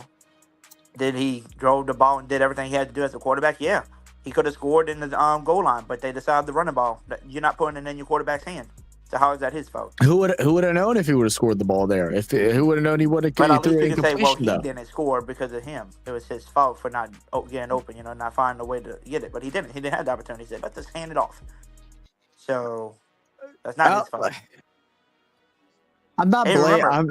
I'm not blaming. Before that, and it was the play before that too. Remember, it was 3rd down and something. And the pocket collapsed, and he ran, I think, from the 7-yard line and got us down to the 2. And he used his legs. He almost got in the end zone. So then they say 4th and 2, and I said, okay, here we go. Let's go for it. Let's see what Rattler's got. Let's see if he can score. And they just shot us with a freaking shotgun formation handoff from like the 6-yard line, which is totally dumb. Well, as much as there's a quarterback battle, there's also a running back battle going on too. They haven't ran the ball hardly at all in practices because of the quarterback battle. So they were always going to run the ball more throughout that game. I mean, I said that at the very beginning of the game to expect to see a lot more running because throughout training camp, the play calling has been 80% pass, 20% run. So that's a big thing too. And like I said, like I'm not disagreeing with like you on the fact that like people are trying to count Rattler out. Like I think that's bullshit too. I don't think it's about the things that you're saying though. I don't think the fact that he wasn't able to score on the 4th down is hurting him. I'm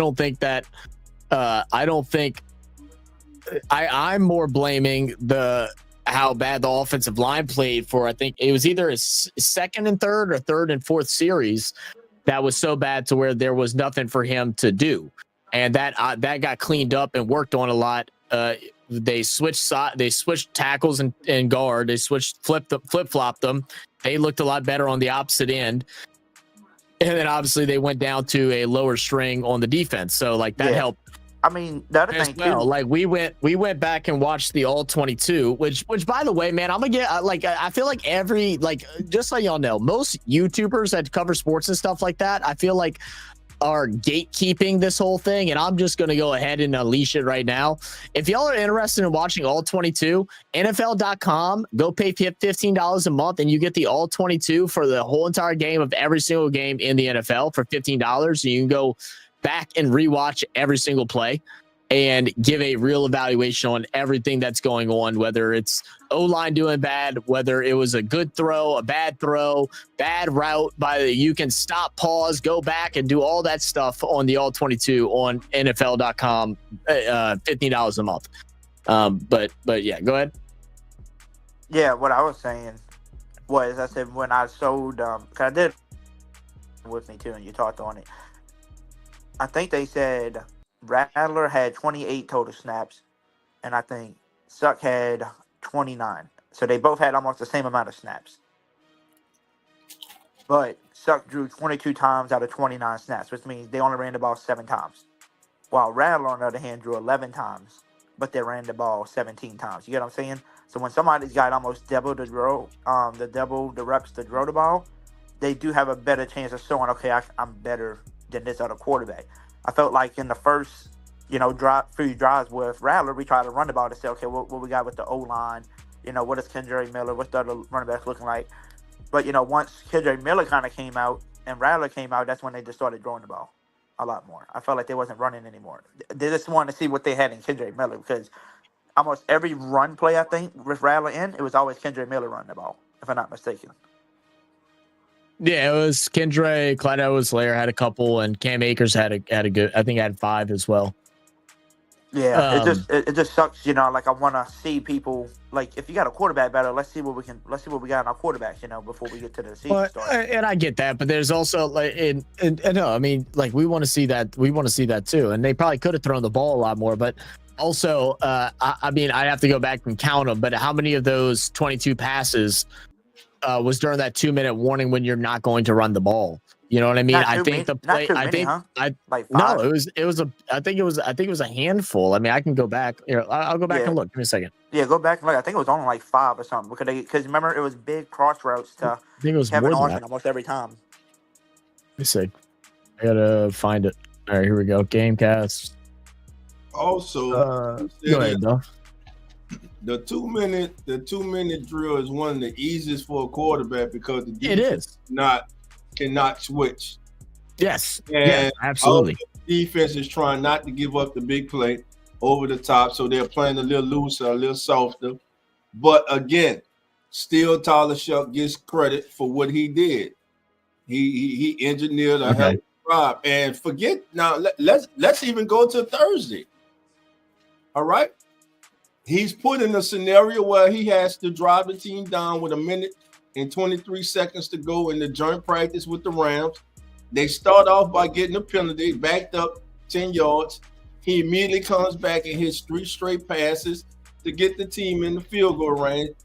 What would have been a 43-yard field goal attempt, but because there were no field goal posts on the field where the joint practice were held, no kicks were attempted. So he seems to be striving in the 2-minute drill where he has to think less.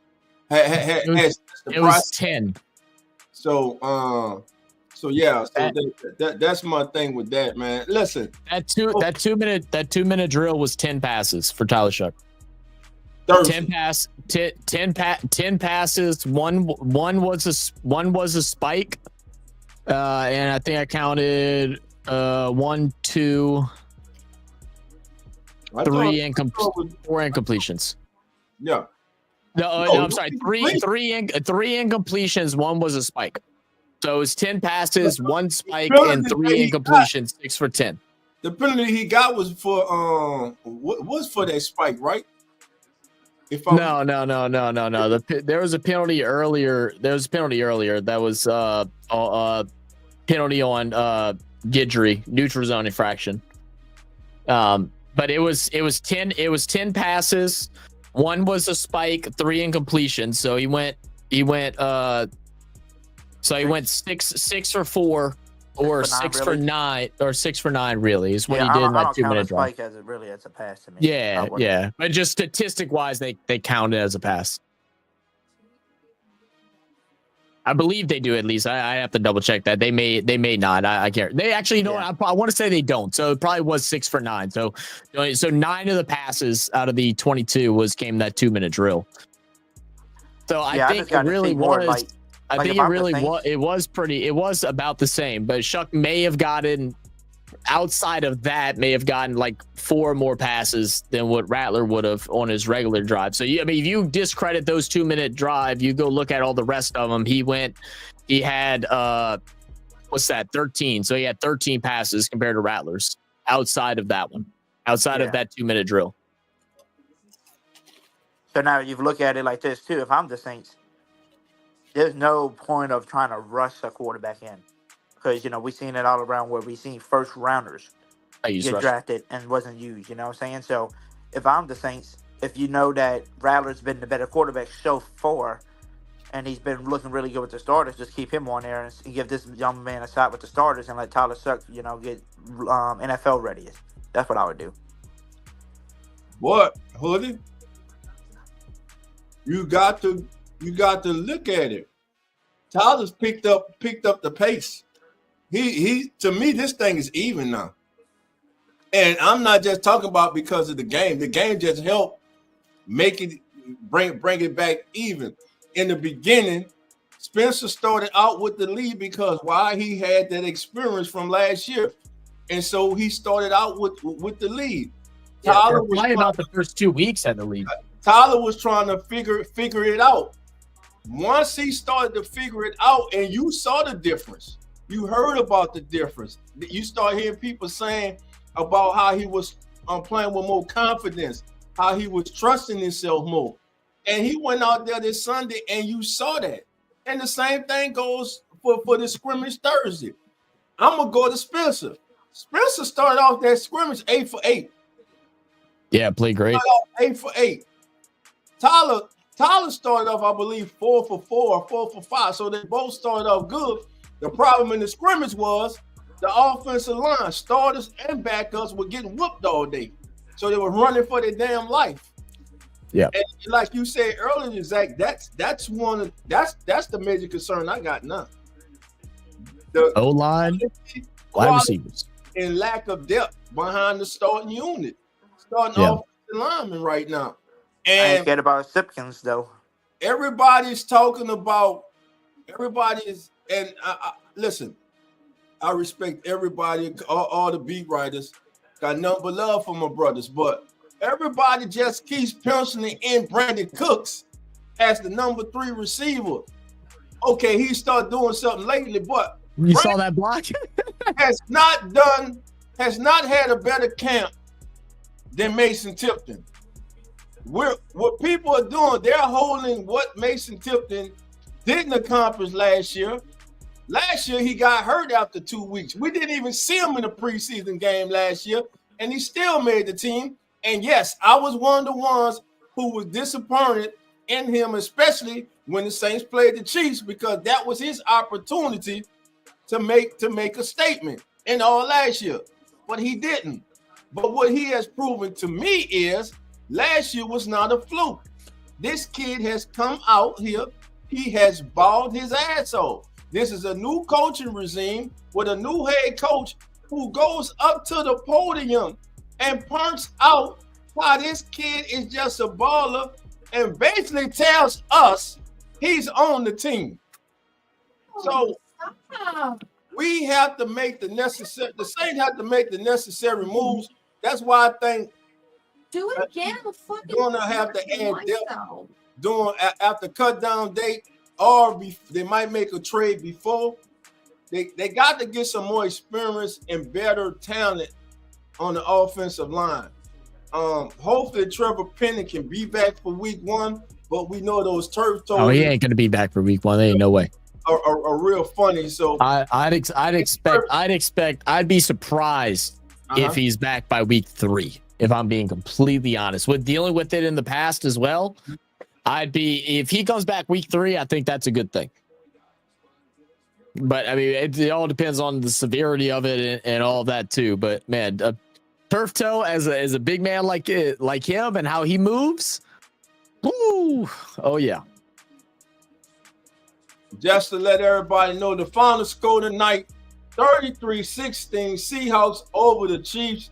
And here are your final box scores. Let me get that up for you, family. All right. For the visiting Kansas City Chiefs, Gardner Minshew finished the evening 7-9 for 70 yards. Chris Olawonke, Chris O finished 4-7 for 31 yards. It's late, I don't have the stats upset. Exactly, goes 3 or 4 for 9 yards. Leading rusher tonight for the Chiefs, it really doesn't matter, but it was Carson Steele, 7 carries for 22. The leading receiver was Robert Tonyan with 5 for 41.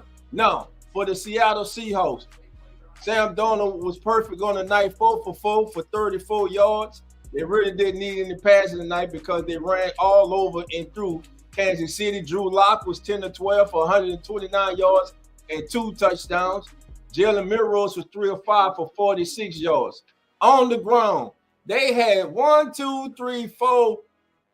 players that rushed for 35 yards or more. Damian Martinez led the way with 11 carries for 50 yards and the touchdown. Zach Charbonnet started it all off with 5 carries for 45 yards and the touchdown. Crazy. Derek Young led the way in the receiving room with 3 catches for 52 yards. He caught all 3 targets tonight. He was your leading receiver. Cody White caught 2. Jake Bobo, all he does is catch touchdowns, baby. 2 catches, 2 touchdowns tonight for Jake Bobo. Great night for him. And that is your final box score for tonight's Come On In NFL game of the night, game of the week. Kansas City at Seattle, baby. Preseason football. And now, baby, we're talking Saints football. We're talking NFL football. We're talking whatever you want to talk, family. The link is in. If you want to come on with Zach, myself, and Hoodie, please do. We are talking NFL football. Take it away, guys. Yeah, dude. Well, I mean, just talk about this game. I mean, the one thing I have to say a lot about Seattle, which is again, I think Meg is right. She's gonna have me eating my words of ranking her team 21 and probably making Dolph eat his words of ranking them 19. Because the one thing, even though you got to take preseason with a grain of salt, and I know you do, but that offensive line looked really good, man. Being able to create those gaps and stuff like that. I know it's preseason. I'm still not tripping over it. I still don't think they're a top 10 like Meg trying to do. Hey, look, I am, bro, because Megan's gonna come with that fury, man. But look, the fact that you were able to have really. I don't know about right, but for sure, Holani, Martinez, Charbonnet, and then obviously their starter, Kenneth Walker, as all viable running backs, or at least it's showing that way, is pretty scary for a team that has a quarterback situation, Sam Darnold, who had a good year last year, but outside of that hasn't done well. So, I mean, I feel like they're in a pretty okay spot. It's hard to evaluate the defense as the Chiefs were able to move the ball upfield with them, but nevertheless, we'll see. It's just preseason. You take it for a grain of salt. But if I'm a Seattle Seahawks fan, I'm extremely happy at this offensive line. I'm extremely happy at our running game. And I'm extremely happy at some of these young wide receivers and Jake Bobo and Torrey Horton through these first 2 weeks of preseason. So, But back to what we were talking like with the Saints, man. I mean, it's going to be interesting, and this is the thing. These conversations are going to twist and turn throughout all of preseason and throughout all the regular season. So we need to remind you guys, y'all need to make sure y'all stay subscribed over here at Keeping It Real, Who Dat Sports Podcast, and RFS Saints, because we'll be doing updates and letting y'all know what's all good, bringing in some special guests to go ahead and break down some footage and have some fun debates like we're having with Hoodie Jupe here. Hoodie, what are some things that you'd like to see this week out of the Saints? Block somebody. Oh, go Hoodie. My bad. They said no. I think Hoodie done it. Yeah, go ahead. Up, Hoodie. I definitely don't want to see no Jake Hayner out there. I don't want to see no Jake Hayner, so I want to see first half, let my boy Gotta piss off Jay Live. Suck start, let him have the first half, and then let me see Rattler finish the game and let them just battle it out. That's what I want to see. Jay go play next week to get his trade value up. Well, they already dropped Decker, so probably not. I mean, he'll play just to play. I'm telling you, Decker gonna be back. They gonna play that game with Decker all summer. Well, I'm saying they dropped. Yeah. Oh, you think? Yeah, probably. You're probably right. I didn't understand why they dropped him. I guess just to bring in another wide receiver or O lineman or some shit like that. Yeah, they're gonna keep bouncing him around. Morton. Yeah, it was Morton they signed. The defensive end they just signed. Okay, that's what it is. And so most likely they told him, man, just stay in the hotel. We got you. Don't go nowhere. Yeah, he'll be on the spot. Oh, they better at least pay for this dude's flight back over to New Orleans. Damn it, they doing this dude dirty. He's about to spend more money on plane tickets than he has made in the NFL so far. Tough luck for the kid. In the city, man. Yeah, that's right. But yeah, I agree with you, Hoodie. I mean, I want to see this continued quarterback battle, man. I hope it's back and forth, man. Like anyone that's hoping that it isn't back and forth, and I don't mean back and forth as one does bad, the other does good. One does good. No, I want one to outplay the other. Both of them play decent, but one outplayed the other. That way we have a true battle. And I still stand by my whole sentiment that I stated early on in the season or in the even pre-training camp, where if Rattler gets the start, which at this point I still think he should be the starter. I'm not allowing one game dictate my thoughts on what I've seen out of Rattler through practice and how he's composed himself. I definitely want to see a lot more. I hope I get that this weekend against Jacksonville. I hope they tear up Travis Hunter, bro. He's like bad, bro. Like his size is shown throughout some of the last week's preseason match that they had. But anyway, back on topic. I'm not gonna go ahead and cut him off out of the starting position, but I still agree with what I said at the beginning of training camp, where if Rattler starts and then Shuck comes in and ends up taking the job from him because Rattler can't get it done come week 4, 5, 6, 7, whatever it is, that it may be the last chance for Rattler at a starting position. I just truly agree with that. The thing we're not doing, we're not listening to Coach Mo. Coach Mo just told K. Adams, and by the way, this is like his third time saying this. When we do pick the guy, that's who we rolling with, period. There will be no going back. That's what he's saying. I like Kellen Moore. I like Kellen Moore already because I agree 110%. Whoever wins the job is the man for the duration of the season. I agree 110%. You got to see a full season what they're worth. I agree. Thank you, Kellen Moore. Thank you. I'm so glad he said that because I didn't see that interview. So I'm glad he said that. He said that whoever we choose, that's who we're rolling with. That's who we riding with, period. So Saints fans that are only a fan of one of our two quarterbacks, y'all better tighten the fuck up or go support some other team. And I'm going to tell it to you straight up. Because if you're going to be mad that the guy that you wanted to start isn't starting and you're going to bitch and moan and complain and be on Twitter with your tweeting fingers, bitching and moaning on every single post that the NFL makes, that the Saints make, that Nick Underhill makes. Yeah, you going to do all that? Go ahead and support the fucking Chiefs. I could give a fuck less. Yeah, tell him, Zach. Tell him again. Tell him straight up, dude. Like it's the weakest shit out here, bro. Hey, that's what I was arguing with yesterday on Twitter. I was arguing with some Saints fans saying that he said, well, the good thing about having Sucks now, if Sucks doesn't work out this year, at least we know to draft a quarterback next year because we know Rattler ain't it. I'm thinking like, how is Rattler not it? You haven't seen enough football of him. He said, I watched 6 games of him last year, and I said 6 games with practice squad players. I want to see him with the starters. He was like, well, I did watch college too, and he ain't good. But it's just a funny thing that I thought about. Did y'all notice that Rattler was supposed to be a first-round draft pick the year before the draft? And then he got beaten out and he went to South Carolina. He wound up becoming projected as a second and third round pick. Then he wound up falling to us to the fifth. And then you think of Sadir. Everybody thought he was a first round pick this year. He fell all the way to the fifth too, because people thought of him and Rattler basically the same thing. Is their attitude and can they lead a team? Can they be that leader on a team? Because some of them had, confidence, and I guess cockiness. Because people was misjudging Rattler. Remember, because they were still thinking about that's because of that TV show. Yeah, the Netflix series. Yeah. Mm-hmm. So just thinking that they both kind of had the same scenario. They both were first round, second, round talents, and wound up falling because teams just wasn't sure about their attitude and their cockiness. And then you see them both now. Especially Rattler. Rattler is definitely not the same guy you've seen on the Netflix show. He's a totally different guy, and I just ready to see.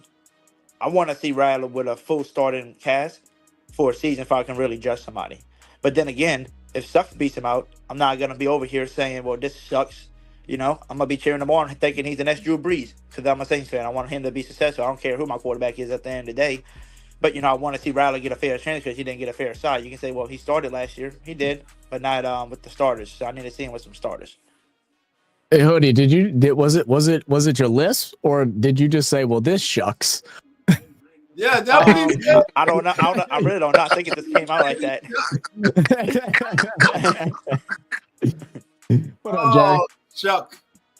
Oh, shuck. I can't wait to shuck he. Shut the heat. Shut the shuck up. Shut the shuck up. Yeah. Man, him. Hey, he's gonna have a breakout season. Hey, He's about to have a breakout season. Oh, I agree 100% with that. Hey, What up, Jay? nephew, What up?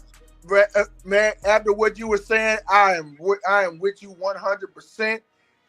If Saints fans got an issue with that, there is another team they can go to. They welcome them. There's an exit door out there. I agree. Be a Falcons fan. Well, like we talked about it earlier a lot with Megan about and T Dirty about like how rebuilds go and stuff, and we're put in the worst situation for a rebuild in the sense that it hasn't been growing up to this point to where it's like a normal rebuild, like what the Seattle Seahawks went through, like what Meg was saying. They were building up for that rebuild where they just need a quarterback and like one or two other pieces. We need a little bit of everything, man. We don't have, I think our defense is fine. I think we have some decent depth at defense to where like we can consider that in a good space. Obviously want to add pieces, but we're in a space. But as the offense goes, outside of running back, what is the position that Dolph? Is there a position on the offense right now that you sit here and it's like, I'm pretty comfortable with where we're at. And I'm talking starter, but and then like a one backup as well. Like it's not there for me. Know what? No. All right, Hoodie. I'm say I'm gonna surprise people. Safety. All right, take it easy, brother. Talk to you soon, man. We'll set up. We'll have to set up a show next week after the game or something like that, and maybe we can pull up the all 22 like we did the other night, Dolph, and we can break it down. So, Hoodie, I'll text you. We'll figure out a day that works for you when you're not streaming as well. Yeah. All right, cool, man. Good, man. Tomorrow's my fantasy draft, so wish me good luck. Good luck. I got a draft too, man. Good luck. Yeah. Get Rashid Heat in the third round, baby. Third round. Second overall pick, baby. All right, maybe the seventh. You're not getting Saheed, man. I get all the Saints players screwed. I'm getting Spencer Rattler as my QB. There you go. All right, Hoodie. But go ahead, Dolph. You were saying? I was saying what? Hell, I forgot. Shit. A position on the Saints offense that you feel like. No, offense. I'm talking offense, not defense. I think defense is okay. I'd like a little more work on the line, but I feel like we actually have depth at linebacker now. I think we have okay depth at cornerback now. I think safety with bringing in Blackman and Reed, I think we're like okay. But I'm talking offense. I think outside of running back, I don't trust any backup person in a position, and that's quarterback included, because I'm still, like I said, how I feel about quarterbacks in general. I don't think either of them are definite at this moment. I don't think there's another position on the offense that's actually worth a damn. I mean, outside of your starter, like because injuries are gonna happen, guys. Like we all know it. We know the tight end room is like we don't know what the hell is going on in the tight end room. Yeah, we don't know if Taysom Hill's even going to come back. We still don't have a definite date or time for Foster Moreau to return. I'll feel better when Foster Moreau returns. I don't think we have. I don't know right now if it's going to be Welch or Jacobson or Matavo. Or it seems like Stoll is. It seems like Stoll is the lock, and that's the weird thing. He's been struggling. From the sources that I've talked to, he's been struggling. Hopefully, he can turn it on these next 2 weeks. I still think that big cut down day, and remember, after cut down day is 2 weeks before the regular season starts. Maybe that's what our show should be about next week. Next week, Dolph. We'll do 2 shows next week if we can find time. We'll do one show just recapping the preseason game and what's been going on through practice throughout the week so far. And then on the Thursday or Friday before the final game of preseason, we do a show and we go ahead and mark off the depth chart. So we go look at defense. We name our 2 starting safety, and then we don't go super deep. Like I don't think we need to be going third string, but let's do first, second string for every position who we think has been there, and we could talk a little bit about those guys that are possibly third string on the brink. I feel like that'd be a good one. Yeah, let's do that. I like the plan. Yeah, we'll do that. Amari Cooper, I don't think is actually still available, Kenneth. He hasn't signed officially. I don't think he has officially signed, has he? I thought he officially signed. Let me check. I don't think he's officially signed, but I think everything is looking like he is going to sign. They're looking for another receiver, especially with Justin Jefferson with the hamstring issue, and then what's his damn name? Addison with the that has the 3-game suspension. So right now, Amari Cooper is still a free agent, but there's no confirmation of a deal, but it seems like I don't know why he hasn't signed on the dotted line yet, but it seems like he'll be in Minnesota. I would take Gabe Davis before Amari Cooper, but here's the thing. Oh, tell me why, because I disagree. Yeah. What are you going to get? I already got veteran receivers that can do what Amari Cooper can do at this stage of his career. He's not a game changer anymore. Did you see him below last year? He was with the MVP, and he disappeared. Where was he? So but he came into it. So to be fair to him, he came into it so late, and Josh Allen gets a rapport with these wide receivers. It doesn't matter who it is, and I feel like he started the season with Buffalo. No, I don't think he didn't. Did he? I don't think he did, bro. He got picked up. He got picked up near the end. I don't think so. No, he got picked up near the end. No. I'll look at the stats. I'll look at the stats right now. He came in. I'm trying to go to overview and look at it. Hold on, give me a second while I'm trying to find it. The reason I say Gabe Davis, he's the big physical receiver you're looking for, and he's younger. Game log. Okay. 2024. He came up. Oh, babe. Oh, maybe you're right. He did that whole season. I didn't think he was there. Never mind. I'm sorry. I'm big time mistaken. That's my fault. Well, I was looking at this other receiver. He left because he wanted to leave. Kenny, that's the thing. MVS wasn't nothing. That's a no-brainer, bro. He said Saints was calling. He didn't want to come. Yeah. Noah Fant really didn't have any interest in signing him. He just trying to build up for himself. I'm sorry, Jerry. You tried. So actually, Jerry, go ahead because you tried to say two things.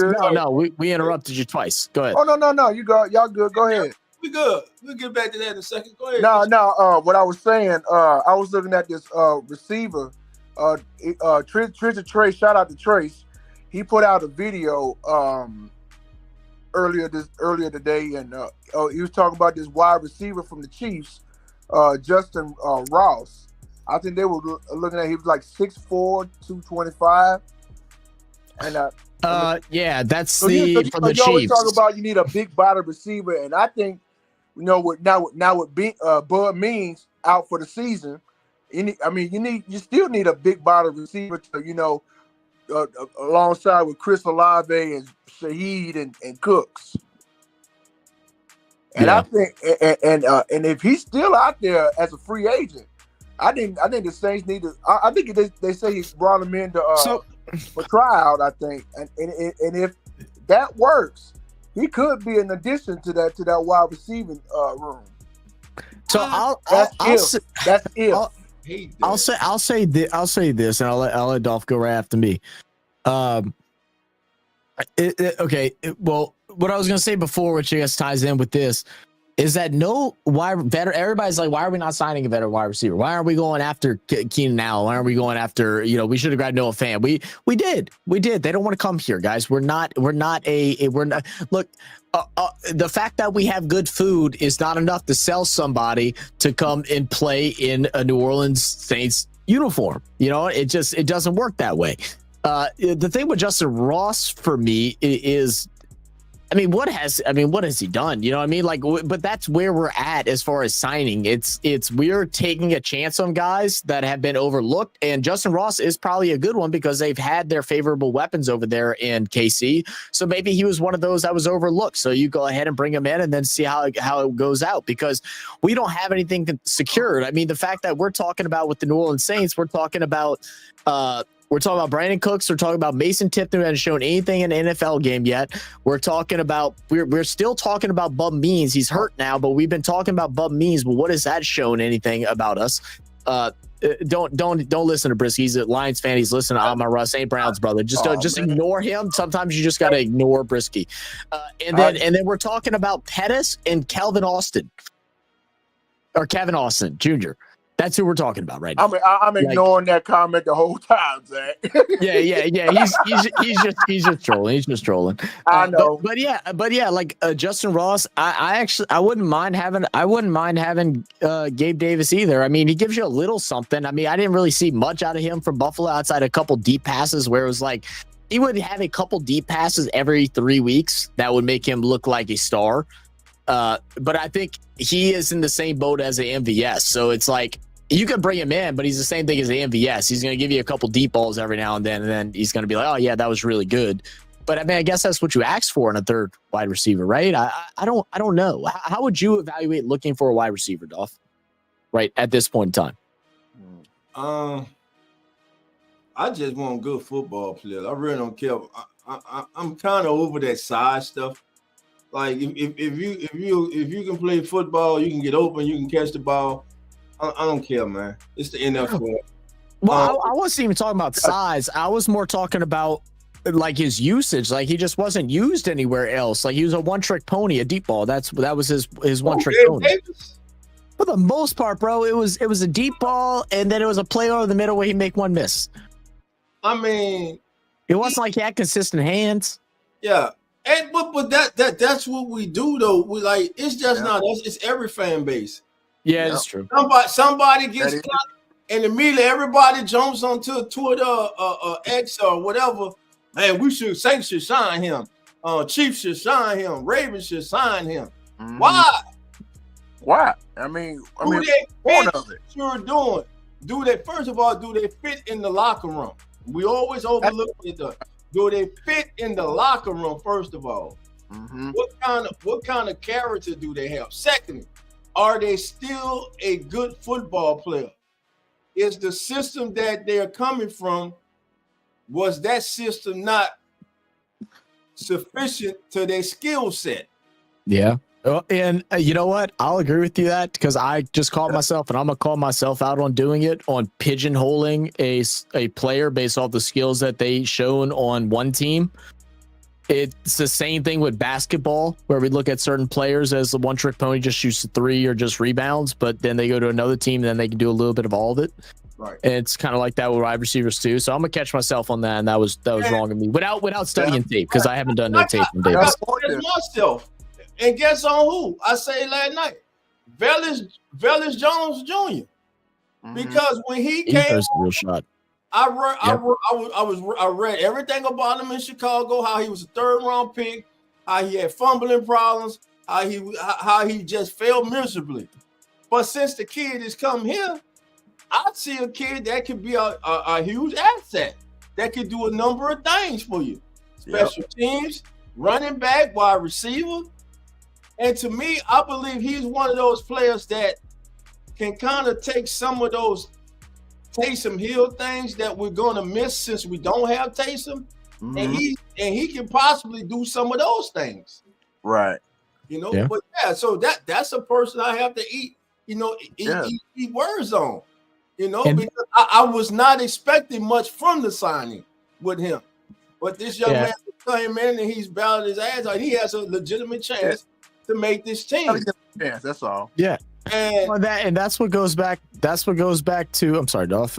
That's what goes back to.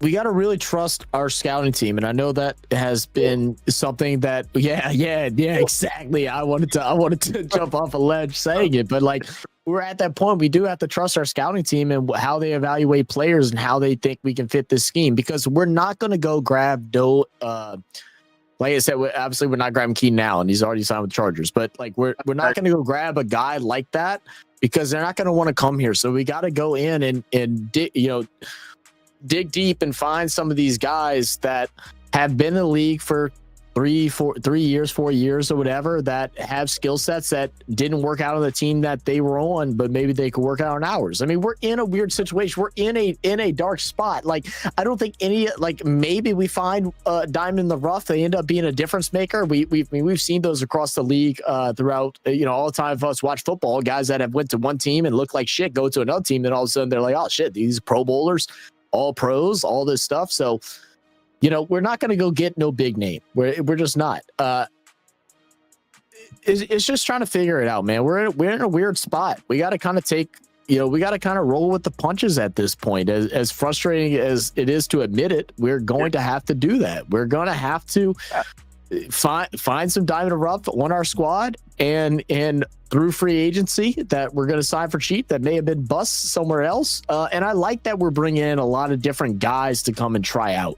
I really like that we brought them in. I'm surprised we've only signed a couple out of them because I don't think any of the people on our team right now are like for sure them guys. Like if they don't fit the situation, especially at wide receiver, that's the one I keep nagging at, is like if they don't fit the situation, you don't feel like they're a person that's going to compete for the spot, then bring somebody else in.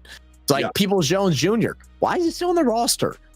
We haven't even used him at wide receiver at all. Like we used him as a punt returner. We can have someone else punt return. Man, if you don't feel like if he has a spot as a wide receiver 5, why is he there? Remove him. Bring somebody else in. You gotta look at the reps, the lack of reps he's been getting too. So that's a telling tale too. So, that we don't want him. So like, why is he there? So I don't know, man. But I don't know either, man. We've been here about 3 hours. I got a football game to coach in the morning. Oh yeah, come on. So we about to we got our scrimmage. Shout out to the Phony Youth Football Association. Shout out to my 8U, 10U, 7U, 12U, 8U, Phony Sporting Football Team, baby. We go to battle tomorrow, baby. Can't wait. Gonna be a great day of football tomorrow. Get up. I love spending time with the kids, even though Coach Dolph get on them, baby. I got to get on them. Got to get them right, baby. Got a job to do, Dolph. Handle it. Got time to baby you. You play Fortnite all night, damn it. You're not playing Fortnite. You learn how to block today, damn it. Bring them up. That's right. Well, look, guys, we'll go ahead and roll out of here. I'll just let y'all know I'll be live. Are you doing a game tomorrow, Dolph? No, not tomorrow. Okay, I'm not doing it. That's what I was asking. Okay. So tomorrow I got a fantasy football live draft tomorrow. This is for RFS 3. If y'all want to come join in and come watch along, if y'all want some fantasy tips. I'll be giving out plenty of them. We'll go through the draft. I talk through all the picks and everything as they're happening in real time.